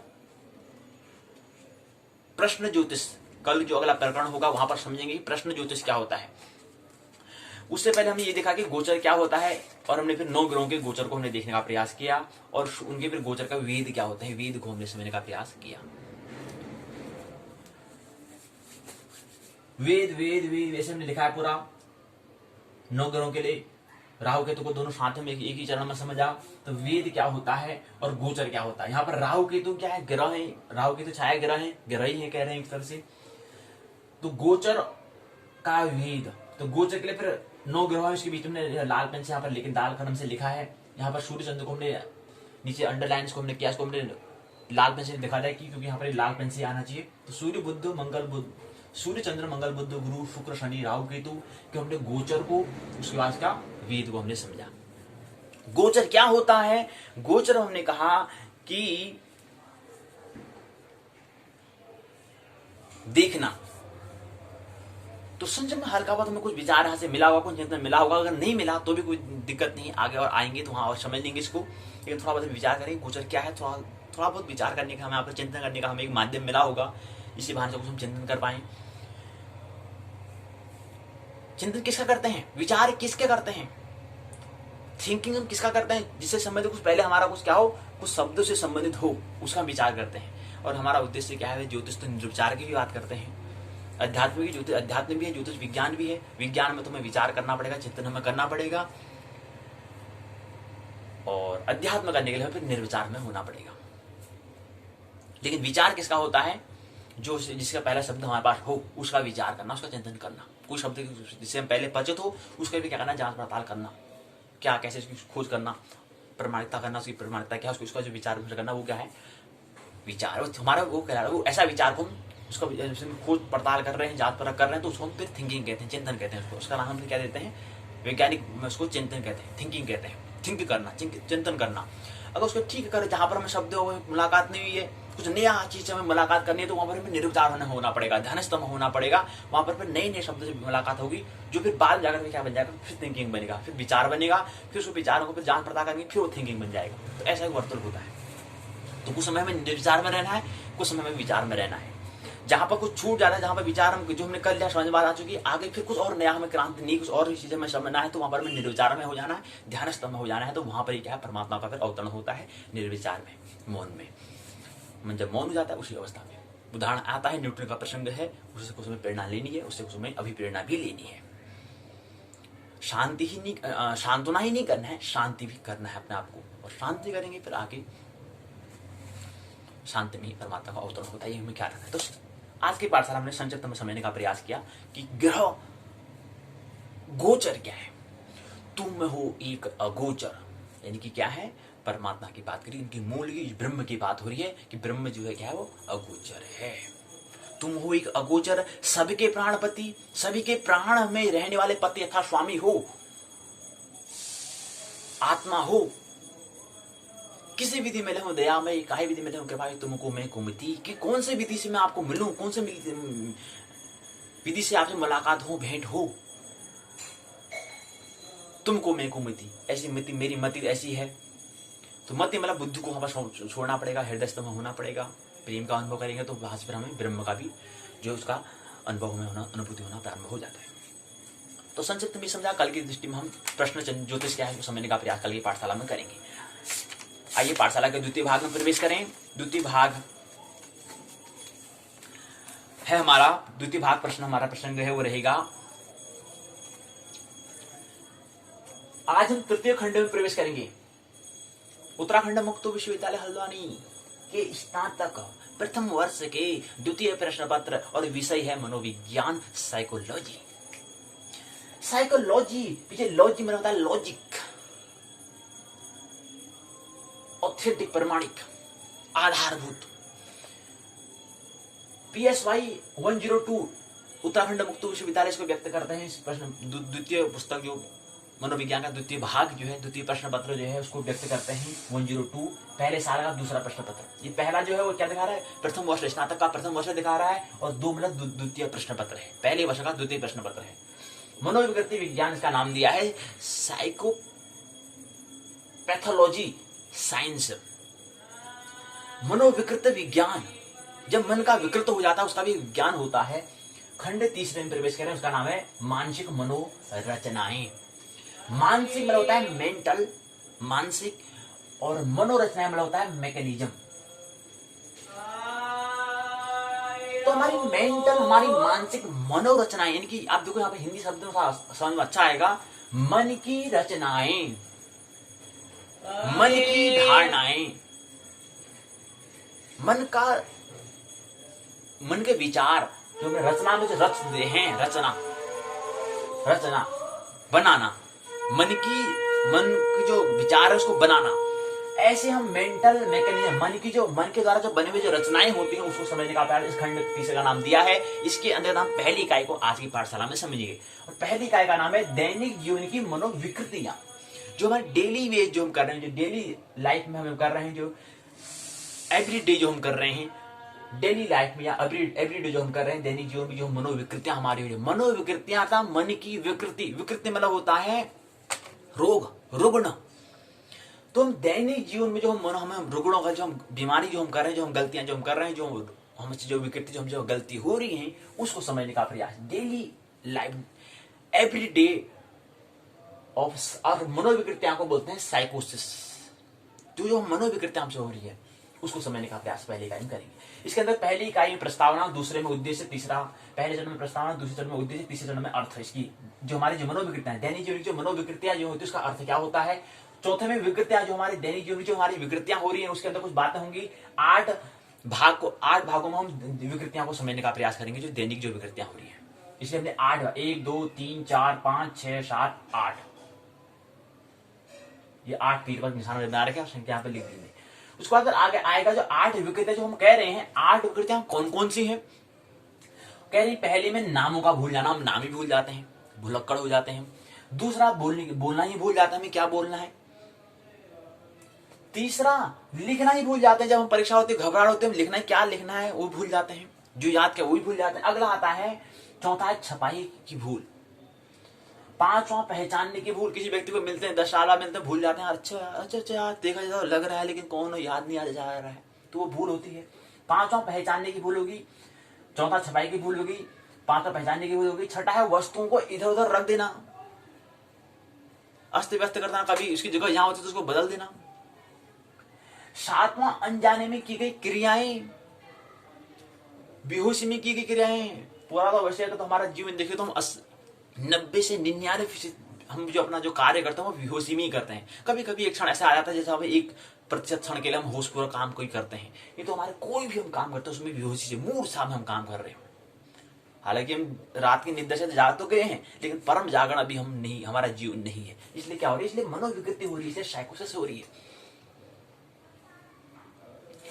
तो छात्र में अनजाने में की गई क्रियाएं, जहां पर जो क्रिया कर रहे हैं उसका हम मालिक नहीं हुए, उसमें तो हम केवल कर दे रहे हैं, बस हमारी आदत से, हैबिट से हम काम कर दे रहे होते हैं। तो हम अनजाने में की गई जो क्रियाएं उसको समझेंगे। उसके बाद अगला आता है सांकेतिक क्रियाएं, और फिर उसके बाद 3 प्रश्न, दीर्घोत्तरी प्रश्न होंगे। फिर पाठशाला जो इसकी इकाई जो है, खंड जो तीसरा मानसिक मनोरचना है, मेंटल मैकेनिज्म जो है तीसरा खंड है। मनोवृत्त विज्ञान स्नातक द्वितीय प्रथम वर्ष का द्वितीय जो प्रश्न पत्र है। इकाई पहले दैनिक जीवन की जो मनोवृत्तियां, जो डेली एवरीडे जो हम कर रहे हैं, जो डेली जो हम लाइफ में जो हमारी जो एवरीडे जो हम जो गलतियां कर रहे हैं, जिसकी जो मनोविकृतियां हैं उसको समझने का प्रयास कर रहे हैं, तो यहीं पर क्या हो जाएगा, पूर्ण हो जाएगा। मनोविज्ञानी कहते हैं कि 82% लोग क्या है, मानसिक रोगी हैं। आप जो 82% कह रहे हैं, तो 82 में 80% व्यक्ति क्या है, मानसिक रोग से रुग्ण है, मानसिक रोग से क्या है, रोगी हैं। और 2% आत्मिक भी हैं। 2% 1 से 2% व्यक्ति क्या है, आत्मिक भी, मतलब उनकी रोग है, उनको आत्मा के बारे में भी कुछ जानना चाहते हैं, उसके लिए भी लालच, उसके लिए भी कुछ जानना चाहते हैं, इसलिए रोग उनको है। और तीसरे आता 18% शारीरिक रोग होता है, 2% आत्मिक, 18% शारीरिक, 80% मानसिक रोग। 80% मानसिक रोग होने के कारण इसलिए तो शिक्षा का बड़ा, कैसे मन की उपचार हो जाए, कैसे उसका ट्रीटमेंट हो जाए, इसलिए शिक्षा व्यवस्था की पूरी खड़ी है, लेकिन फिर भी नहीं हो पाता। तो 2% आत्मिक रोग है, 80% मानसिक रोग है, 18% शारीरिक रोग है, तब जाके 100% होता है। तो ये बात हमें ख्याल रखनी है। तो आत्मिक भी 2% व्यक्ति है, मतलब आत्मा, मतलब जो हमारा स्वास्थ्य उसको जानने का प्रयास, केंद्र के तल पर जानने का प्रयास, आध्यात्मिक तल पर धर्म क्या है, काव्य क्या है, उसको समझने का प्रयास जो व्यक्ति हैं उनकी केवल 2% व्यक्ति करते हैं, लालायत हैं, जिज्ञासु हैं, जानने का प्रयास। दुखद बात है, केवल 2%। इस 2% को कैसे आगे बढ़ा जाए, कैसे 25, कभी 30, कैसे 50, और इसको कैसे कम कराया जाए, इसको कैसे बढ़ाया जाए, इसको कैसे कम किया जाए, इस पर हमें ख्याल रखना चाहिए। आइए पुस्तक के माध्यम से इसको समझें। प्रस्तावना उद्देश्य, दैनिक जीवन की मनोविकृति का अर्थ क्या होता है। दैनिक जीवन की कुछ महत्वपूर्ण विकृतियां होती है। पहले नामों का भूलना, बोलने को भूलना, लिखने को भूलना, छपाई का भूलना, पहचानने की भूल, वस्तुओं का इधर रखना, अनजाने की क्रियाएं, सांकेतिक क्रियाएं। तो 1 2 3 4 5 6 7 8 बिंदु पर हम समझेंगे जो दैनिक हम क्या करते हैं, विकृति जो हमसे होती है, जो विकृत हम हो चुके हैं। सारांश शब्दावली, स्वमूल्यांक के 2 प्रश्न होंगे, संदर्भ ग्रंथ सूची होगी, निम्नानुसार प्रश्न दिए। प्रस्तावना में कहते हैं कि व्यक्ति का व्यवहार उसके अचेतन मन से काफी प्रभावित और निर्देशित होता है। क्यों होगा ही होगा, क्योंकि अचेतन मन 1/10 केवल चेतन कॉन्शियसनेस है, 9/10 हमारा अनकॉन्शियस है। तो अचेतन मन से तो प्रभावित होना ही होना है जी।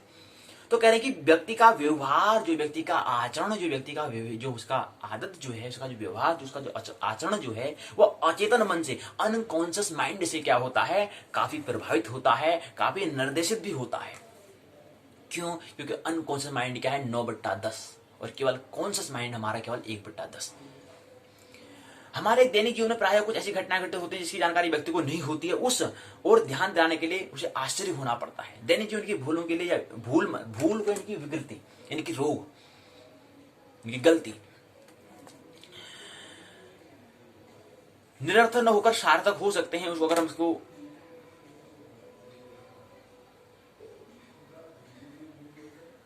जो हम भूल करते हैं वो सार्थक सिद्ध हो सकता है। कोई व्यक्ति भूल ही ना करे, गलती ही ना करे, कोई व्यक्ति कुछ क्रांति कर रहा है तो उसे भूल होगी, लेकिन एक भूल का, एक गलती का पुनः उसका वो गलती नहीं होनी चाहिए, वही गलती की पुनरावृत्ति नहीं होनी चाहिए। एक गलती होंगी, ठीक है, इसका मतलब कुछ क्रांति हो रही है, कुछ आगे का मतलब कुछ सृजन होगा, कुछ आविष्कार होगा, तभी तो गलती हो रही है। क्योंकि अनजान रास्ते में भीड़ वन में जाने का प्रयास कर रहा है, तो वहां पर व्यक्ति अनजाना है, तो वहां पर भूल होने की संभावना 99% मौके क्या है, होने की संभावना है। लेकिन एक ही गलती को अगर पुनरावृत्ति अगर हम करते हैं तो यह रुकने की अवस्था, यह रोग है। अगर एक गलती को ही बार बार अगर हम पुनरावृत्ति कर रहे हैं तो ये रुग्ण है, ये रोग है, ये हमारा डायलिसिस है। भूल होना, और कोई व्यक्ति भूल करे ही नहीं, इसका मतलब क्या, वो कुछ उसमें कुछ विकसित हो, कुछ विकास, कुछ करने का, कुछ सीखने का उसकी कोई लालक नहीं है। अर्थात वो हम कह सकते हैं कि मन बूढ़ा हो चुका है। हमारी बात यहाँ कर रहे थे कि युवा, वो युवा क्या है, शरीर से हो रहा, वो युवा होगा, लेकिन मन उसका बूढ़ा हो चुका है, आत्मा उसकी बूढ़ी हो चुकी है, क्योंकि भूल नहीं कर रहा है, गलती ही नहीं कर रहा है। इसका मतलब आगे कुछ बढ़ ही नहीं रहा है, वहीं पर रहना चाहता है, वहीं पर बैठा रहना चाहता है, कुछ विकास नहीं करना चाहता है। तो दैनिक भूलें जो होती हैं, भूल होना स्वाभाविक है, और 99% व्यक्ति क्या है, फीसदी क्या होगा, भूल होने की संभावना है। लेकिन एक भूल जो हमने करा, उससे कोई अगर उसका रिपीटेशन कर लेते हैं, पुनरावृत्ति अगर हम कर लेते हैं, रिवीजन अगर हम कर लेते हैं, तो वह रुग्ण है, ये हमें ख्याल रखना चाहिए। अब विकृति का मतलब होता है ज्वर। आपने कभी नाम सुना ज्वर, विकार, रोग, ज्वर कह सकते हैं इसको। उद्देश्य 1 2 3 4 उद्देश्य यहां पर दिया गया है। उसके बाद आता है दैनिक जीवन की मूलभूत अर्थ क्या है। तो दैनिक जीवन की हमारी मनोवृत्ति का अर्थ क्या होता है। फ्राइड कहते हैं कि अचेतन मन का वैसा भाग जिसमें अव्यवस्थित विचार हमारे अनुभव और पुनः चेतना में लाया जा सके। वे या तो स्वतः दैनिक क्रियाएं कलापों में प्रकट होती हैं, या सम्मोहन के द्वारा, मनोविश्लेषण के द्वारा, अन्य प्रायोगिक तरीके द्वारा उसे स्वयं जान सकते हैं। अचेतन में छिपे विषयों या इच्छाओं को व्यक्ति अपनी इच्छानुसार चेतना में नहीं ला सकता है। फ्राइड कहते हैं, सिगमंड फ्राइड बोलते हैं कि अचेतन जो अनकॉन्शियस है, माइंड है, के स्वरूप का स्पष्ट करते हुए उन्होंने कहा कि अचेतन में व्यक्ति के संवेग, इमोशन, विविध प्रकार के अनुभव, एक्सपीरियंस, व्यक्ति के अतृप्त इच्छाएं जो उन्हें अचेतन में जो उन्हें दमन कर दिया है, उसका रूपांतर उन्हें करा नहीं, रूपांतर करना आता नहीं है, इसलिए भाई दबा दो उसको। दबाया, उनके विचार आदि का भंडारण वहां पर रहता है अनकॉन्शियस में, अचेतन मन में, जिसका व्यक्ति के जीवन के साथ निकट संबंध होता है। हमने कहा था कि अगर कोई व्यक्ति अगर दमन कर रहा है, समझ लो उदाहरण के काम को ही समझ लेते हैं, अगर काम का जिन्हें दमन करा तो 40 वर्षों के बाद फिर क्या होगा, उस काम का जो लिया उसका बदला वो काम लेगा, अगर वो दमन किया हुआ होगा तो। उस ऊर्जा का अगर उन्हें रूपांतरण नहीं किया, उसको परिवर्तन नहीं किया, अगर ट्रांसफॉर्मेशन अगर नहीं किया, उसे दमन कर दिया, अचेतन में डाल दिया, तो फिर आगे क्या होगा, जैसे उम्र आगे बढ़ेगी, और उम्र बढ़ेगी मतलब फिर शरीर भी शक्ति क्या हो जाएगी, क्षीर्ण होती जाएगी। जैसे उम्र बढ़ती है वैसे शक्ति क्षीर्ण होती जाएगी, शरीर में ताकत नहीं रहेगी। उस ऊर्जा का फिर ऊर्जा जो हमने दबा रखा, उसकी ऊर्जा की शक्ति क्या होगी, ज्यादा होगी, तो फिर क्या घटना होती है तो ख्याल है ही। तो इसलिए इसका रूपांतरण हमने कहा कि 14 वर्ष के बाद काम से मुलाकात होती है। उससे पहले उसको प्रेम में, ध्यान में कैसे रूपांतरण करें, रूपांतरण करना उसको 14 वर्ष से पहले ही रूपांतरण हो जाना चाहिए। ऐसी कुछ व्यवस्था, ऐसे कुछ प्रोग्राम होने चाहिए, लेकिन नहीं।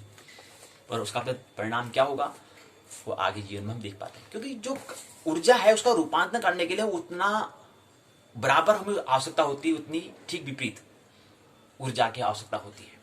तो वो इस जीवन में अभी तो युवा की ओर बढ़ ही रहा है, तो अभी हो सकता है, लेकिन बाद में फिर क्या हो जाएगा, जो हम रूपांतरण जो हमें करना है उसमें हमारी शक्ति तो कम हो जाएगी, लेकिन उसकी शक्ति ज्यादा हो जाएगी। जीतेगा कौन, जिसकी शक्ति ज्यादा होगी, जिसकी पावर ज्यादा होगी, वही तो जीतेगा।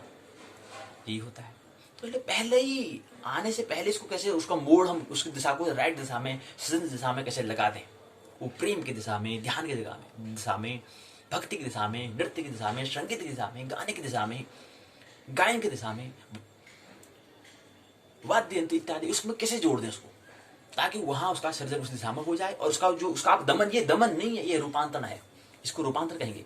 तो कह रहे हैं कि मित्र ये बता रहे हैं कि अचेतन मन में क्या होता है, सब पड़ा है होता है। जो अगर हमने नहीं, चेतन मन में जो हमें आया उसको अगर प्रकट नहीं कर पाए तो अचेतन मन फिर वो चले जाता है। अचेतन मन में क्या होता है, पूरा पूरा भंडार वहां पर होता है, पूरा स्टॉक वहां पर होता है। दैनिक जीवन की भूल या गलतियां अचेतन के प्रभाव से होती है। व्यक्ति इन भूलों के प्रति अज्ञान रहता है, अनायास या बिना ध्यान में होने वाली गलती कर संतुष्ट हो जाता है। अब जब मालिक अपना नहीं होगा तो होना ही है।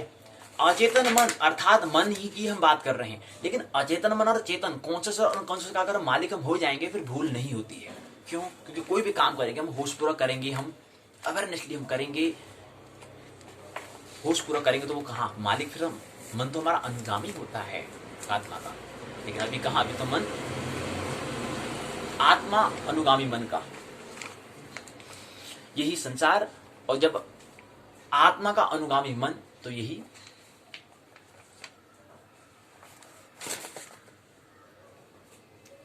संसार के आगे क्या कहेंगे, अध्यात्म है। तो फ्राइड ने बताया, फ्राइड कहते हैं कि दैनिक जीवन की सामान्य भूलों द्वारा अचेतन मन में दमित इच्छाओं को जाना जा सकता है। व्यक्ति की इन भूलों के माध्यम से मानसिक संघर्षों का समाधान सहज ढंग से हो जाता है। इन साधारण गलतियों की उत्पत्ति अहम की रक्षा युक्ति द्वारा होती है। तो कहते हैं इनका उपचार हम कर सकते हैं, ऐसी बात नहीं, लेकिन उससे पहले इसको समझना तो पड़ेगा कि है क्या ये। अन्य मित्र भी बताते हैं, अपने फ्राइड ने अपनी पुस्तक में बताया है साइकोपैथोलॉजी ऑफ एवरीडे लाइफ, 1914 में उन्होंने किताब उन्होंने दी है, उस पुस्तक दी है। उस पुस्तक में उन्होंने बताया है, 1914 में बताया है कि भूलों के बारे में उन्होंने विस्तार पूरा वर्णन किया है। क्योंकि हम यहाँ पर इस इकाई में क्या, जो दैनिक जीवन की जो हमारी मनोविकृतियां हैं, वो विकृतियां हमसे क्यों हो रही हैं, वो हम ज्वर, वो हमारा विकृत हम क्यों, वो गलती हम क्यों, वो हम भूल क्यों जाते हैं, इस पर मित्र ने क्या करा है, फ्राइड, सिगमंड फ्राइड जो है उन्होंने अपनी पुस्तक साइकोपैथोलॉजी जो मतलब हम, क्योंकि दूसरे पुस्तक में हम मनोविकृति को ही हम समझ रहे हैं, अर्थात जो हमारी मन की विकृति है, मन का जो रुग्ण रूप है उसको समझने का प्रयास कर रहे हैं, ताकि हम स्वस्थ मन से रुग्ण का जो हम क्या करें, ठीक उसके प्रति जो हमारा स्वास्थ्य है उसकी ओर हम प्रवेश कर सकें। उत्तराखंड मुक्त विश्वविद्यालय ने दूसरी पुस्तक का नाम, पूरा जो किताब का नाम ही है उसका नाम दिया है मनोविकृत विज्ञान दिया है, साइकोपैथोलॉजी दिया है। तो यहाँ पर साइकोपैथोलॉजी ऑफ एवरीडे लाइफ, जो एवरीडे हम जो प्रतिदिन जो हम कर रहे हैं, एवरीडे हम दैनिक जो हम कर रहे हैं लाइफ में, जो गलतियां, जो साइकोपैथी, जो हमारी मन की विकृतियां हो रही हैं, उसके बारे में यहाँ पर लिखा है। ये 1914 में उन्होंने लिखा। अब आते हैं कुछ महत्वपूर्ण विकृतियां, जैसे बता रहे हैं कि कौन कौन सी गलतियां करते हैं, विकृतियां करते हैं, कौन कौन से मेरे ज्वर हो जाते हैं।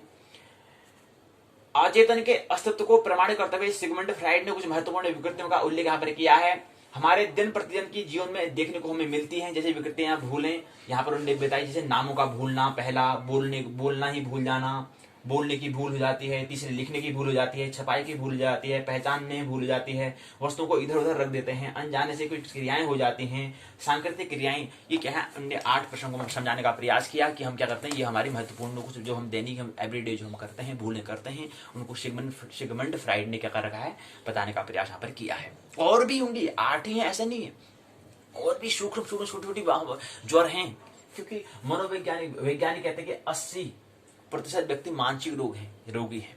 तो मानसिक में यही तो आएगा, और क्या है, मनोविज्ञान में तो हम मानसिक रोग को पढ़ेंगे। सारे केवल क्या है, 18% शारीरिक रोग होता है केवल में, 18% से 80%। तो उसको किस में पढ़ेंगे, मनोविज्ञान में ही तो समझेंगे इसको, क्योंकि मन का मानसिक रोग मतलब मन से संबंधित। तो ये 8 हमने बताई है। अब आता है नामों का भूलना, हम नाम कैसे भूल जाते हैं, उसको पूरा यहाँ पर बताने का प्रयास यहाँ पर किया गया है। ये नामों का भूलने के बारे में हमने बताया है, कैसे हम नाम को भूल जाते हैं। बोलने की भूलें यहाँ से फ्राइड शुरू करा। फ्राइड ने अपनी पुस्तक में जिक्र किया था कि कौन नाम के किसी व्यक्ति का एक महिला से प्रेम हो गया, बता रहे हैं कैसे हम भूल जाते हैं, नामों को हम कैसे भूल जाते हैं, उसको बताने का प्रयास मित्र सिगमंड फ्राइड बताते हैं, बताने का प्रयास करता हूँ। कहते हैं अपनी पुस्तकों में उन्होंने जिक्र करा है, घटना का जिक्र किया है। घटना है, कौन नाम के किसी व्यक्ति का एक महिला से प्रेम हो जाता है। अब कोई व्यक्ति है, उनका नाम होगा, उनका नाम फिर समझने के लिए कौन नाम रख दे रहे हैं, लेकिन वह प्रेम एक तरफा था। अर्थात क्या था, उस युवती ने कौ नाम के युवक के प्रति कोई प्रेम न दिखाया और कुछ दिनों के बाद उसकी शादी किसी खो नाम के युवक के साथ हो गई। क नाम का युवक ख नाम के युवक को पहले से जानता था। अच्छा जी, वो दोनों से पहले मित्र होंगे, दोनों एक साथ व्यापार बिजनेस करते थे। लेकिन अपनी प्रेमिका के ख नाम के युवक से विवाह के बाद क और ख के नाम को भूल गया था। समझे बात को। लेकिन अपनी प्रेमिका के ख नाम के युवक से विवाह के बाद क और ख के नाम को भूल गया था और दूसरों से पूछा करता था कि वह कौन है। क्या हमारे दैनिक जीवन में कुछ, ये तो एक दृष्टांत दे रहे हैं, ये तो एक प्रसंग ले रहे हैं, क्या हम भी दैनिक जीवन में से कोई घटनाएं हो रही हैं, इसका हम दर्शन हमें करना है, देखना है उसको। आधा काम तो हमारा दर्शन से ही पूर्ण हो जाता है।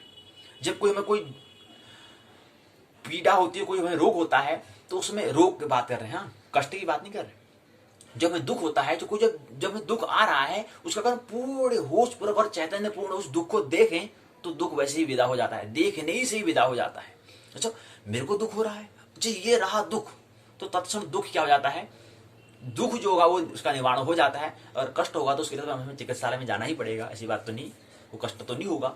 लेकिन हाँ ये है कि अगर कष्ट भी, अगर हो सकता है कि अगर कष्ट मतलब अगर हम कहीं जा रहे थे, हमारे कहीं शरीर में चोट आ गई और रक्त बह रहा है, तो रक्त बहने का, रक्त जो प्रवाह हो रहा है, रक्त प्रवाह, रक्त की गति को भी हम अगर इतने चैतन्यपूर्ण, इतने होश पर अगर कहें कि रुक, तो रक्त की जो बह रही है, जो जहां पर हमें कष्ट हुआ है, वो रक्त भी रुकना, बहना बंद हो जाएगा। ऐसे भी होता है, कभी ख्याल है जिक्र। अगर हम पूरे चैतन्य पूर्ण होश पर कहें रुक जा, रक्त से कहेंगे तो रक्त भी रुकना बंद कर देगा। क्यों? जो कह रहा है वो कहने वाला क्या है, हम चेतना से पूरे होश पूर्वक हम कह रहे हैं तो काम करने लग जाएगा। और पूरा जो शरीर जो क्या है, शरीर हो गया, मन हो गया, वो आत्मा का अनुगामी होता है। तो ये भी हमें ख्याल रखना चाहिए। तो कष्ट को भी हम उसको नियंत्रण कर सकते हैं। लेकिन मानसिक आप रोग, अगर दुख है तो दुख को तो हम कर ही सकते हैं, लेकिन फिर भी हमें क्या करना है, ट्रीटमेंट उपचार कराने के लिए, बर्म पट्टे कराने के लिए हमें चिकित्सालय जाना ही पड़ेगा। वहां पर हमें उसका तो हमें तल पर वहां इलाज वहीं पर होगा उसका। तो कह रहे हैं कि क्या हुआ, तो लेकिन अपनी प्रेमिका की ख नाम के युवक से विवाह के बाद क और ख के नाम को भूल गया था और दूसरे से पूछता था कि वह कौन है। तो इस प्रकार वह क नाम का व्यक्ति अपने प्रतिद्वंदी ख के बारे में अपने परिचय को भूल जाना चाहता था, लेकिन ऐसा करने में वह युवती अभी भी उसकी संभावित पत्नी के रूप में प्रतीत होती है। उसके साथ विवाह सूत्र बंधने की उसके अचेतन में दमित इच्छा की संतुष्टि होती है।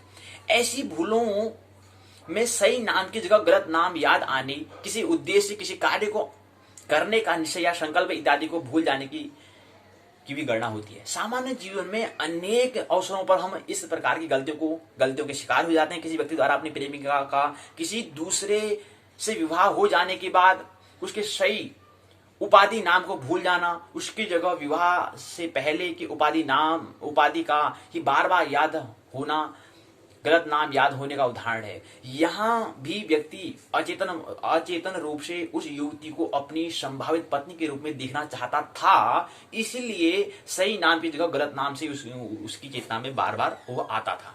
इसी तरह हम उन व्यक्तियों या स्थानों के नामों को भी भूल जाना चाहते हैं जिसके साथ दुखद या अप्रिय अनुभव संबंधित होते हैं। अब जिस चीज को हम उदाहरण के तौर पर हम कहते हैं कि एक कोई व्यक्ति साइकिल चला रहा है, अब साइकिल चलाते समय कहें पूरी सड़क है, चौड़ी है, इतनी चौड़ी सड़क है, लेकिन वो चौड़ी सड़क को इतनी क्या संकीर्ण बना देता है कि वो जब साइकिल चलाता है तो साइकिल से गिर जाता है। कहते कि बिल्कुल, हाँ बिल्कुल केंद्र करो, बिल्कुल ऐसा। तो इतनी चौड़ी सड़क भी क्या जाती है, संकीर्ण चौड़ी सड़क हो जाती है और हम गिर जाते हैं, लुढ़क जाते हैं। क्यों? क्योंकि हमारे मन में वैसे तो सड़क चौड़ी है, लेकिन हमारे मन में क्या है, संकीर्ण हो चुकी है, कहीं लुढ़क नहीं जाऊं करके। तो मन की छवि और हमारे जो है उसमें तालमेल अगर नहीं होगा तो ऐसी घटना होती है। तो यहां पर भी ऐसी है। तो सही नाम की जगह गलत नाम ही उसकी चेतना में बार बार आता है। तो चेतना में जो होगा वही तो आएगा। इसी तरह हम उन व्यक्तियों या स्थानों के नाम को भूल जाना चाहते हैं जिसके साथ दुखद या अप्रिय अनुभव होंगे, संबंध होते हैं। इसके अतिरिक्त हम उन नामों को भी भूलते हैं जिनके साथ हमारा आक्रामक हो या कामुक हो। उसको भूलना चाहिए, मतलब हाँ, कामुक इच्छाएं या घृणा के भाव भी जुटे होते हैं। लेखक को एक ऐसे युवक से भेंट हुई जो अपनी सौतेली माँ का नाम भूल गया था। उसके कुछ देर की बात थी, उससे कुछ ही देर की बात थी कि बातचीत के बाद पता चला कि उसकी सौतेली माँ बहुत ही क्रूर स्वभाव की थी और उसे कई बार जहर देकर मार डालने का प्रयास कर चुकी थी। इससे उस युवक के मन में सौतेली माँ के प्रति घृणा का भाव उत्पन्न हो गया था, जो अचेतन मन में दब गया था, दमन कर दिया गया था, भेज दिया गया था। अब जैसे क्या है, कोई व्यक्ति गुस्सा करता है, अब दूसरे व्यक्ति में क्रोध उसको हमें नहीं करना है, उस क्रोध का हमें रूपांतरण करना है।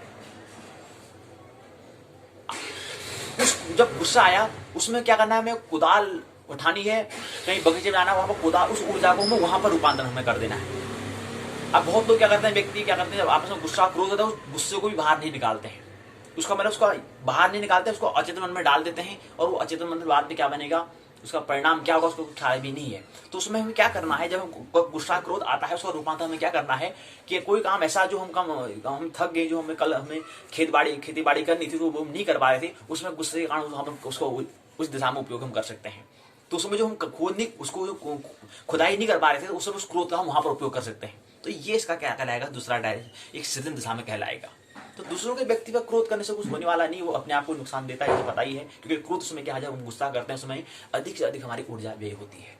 उसमें जो क्रोध जो हो रहा है उसका रूपांतर क्या करना है, जो काम हम नहीं कर पा रहे थे, मेरे जैसे कुदाल, मेरे कोई हार्ड काम जो हमारा कठिन जो कार्य था, जो परिश्रम जो हम नहीं कर पा रहे थे, उसको वहां पर हम कर लेना है। उदाहरण के तौर पर मैंने बताया था कि कोई बगीचा है, वहां पर हमें कुछ खुदाई वगैरह करनी है, तो उसमें वहां पर उस दिशा में कर लेना है। जैसे कोई गुस्सा होता है तो उस गुस्सा को हमने वहां पर व्यय कर देना, वो सृजन दिशा में उसका रूपांतर हमने करा।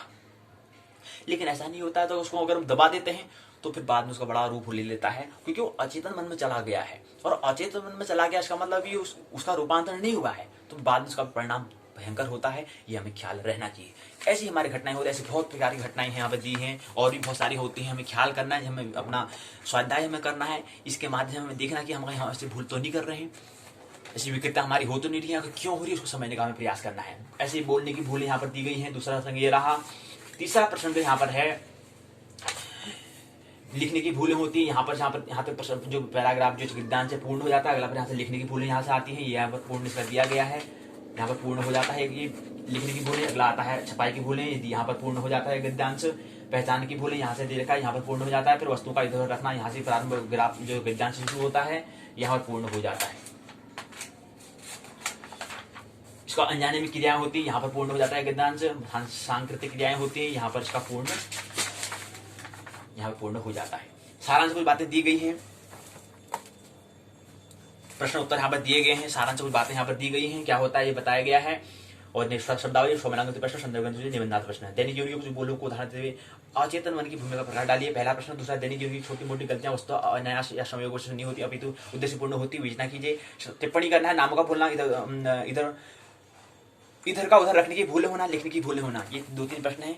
इस प्रश्न पर हमें चिंतन करना है और हमें अपना क्या करना है, एनालिसिस करना है, अपना हमें विश्लेषण हमें करना है कि नहीं हम भूल तो नहीं कर रहे हैं, अपनी विकृति का हमें क्या करना है, उसका दर्शन करना है। और आधा काम हमारा दर्शन से ही वो, और जो हमारा दुख होगा वो पूर्ण हो जाए। दुख क्या हो जाता है, देखने से ही दुख का निवारण हो जाता है, देखने से ही। क्योंकि देखना मतलब अगर चैतन्य होश पर देखेंगे तो उसका निवारण हो जाता है, उसका उपचार, उसका ट्रीटमेंट हो जाता है। मानना नहीं है, जानना है, आनंद महोत्सवपूर्वक जीवन जीना है। मेरी बातों को इतने प्रेमपूर्वक शांतिपूर्वक सुना, बहुत बहुत अनुग्रहित हूँ। अंत में सबके भीतर बैठे हुए परमात्मा को प्रणाम करता हूँ, मेरा प्रणाम स्वीकार करें।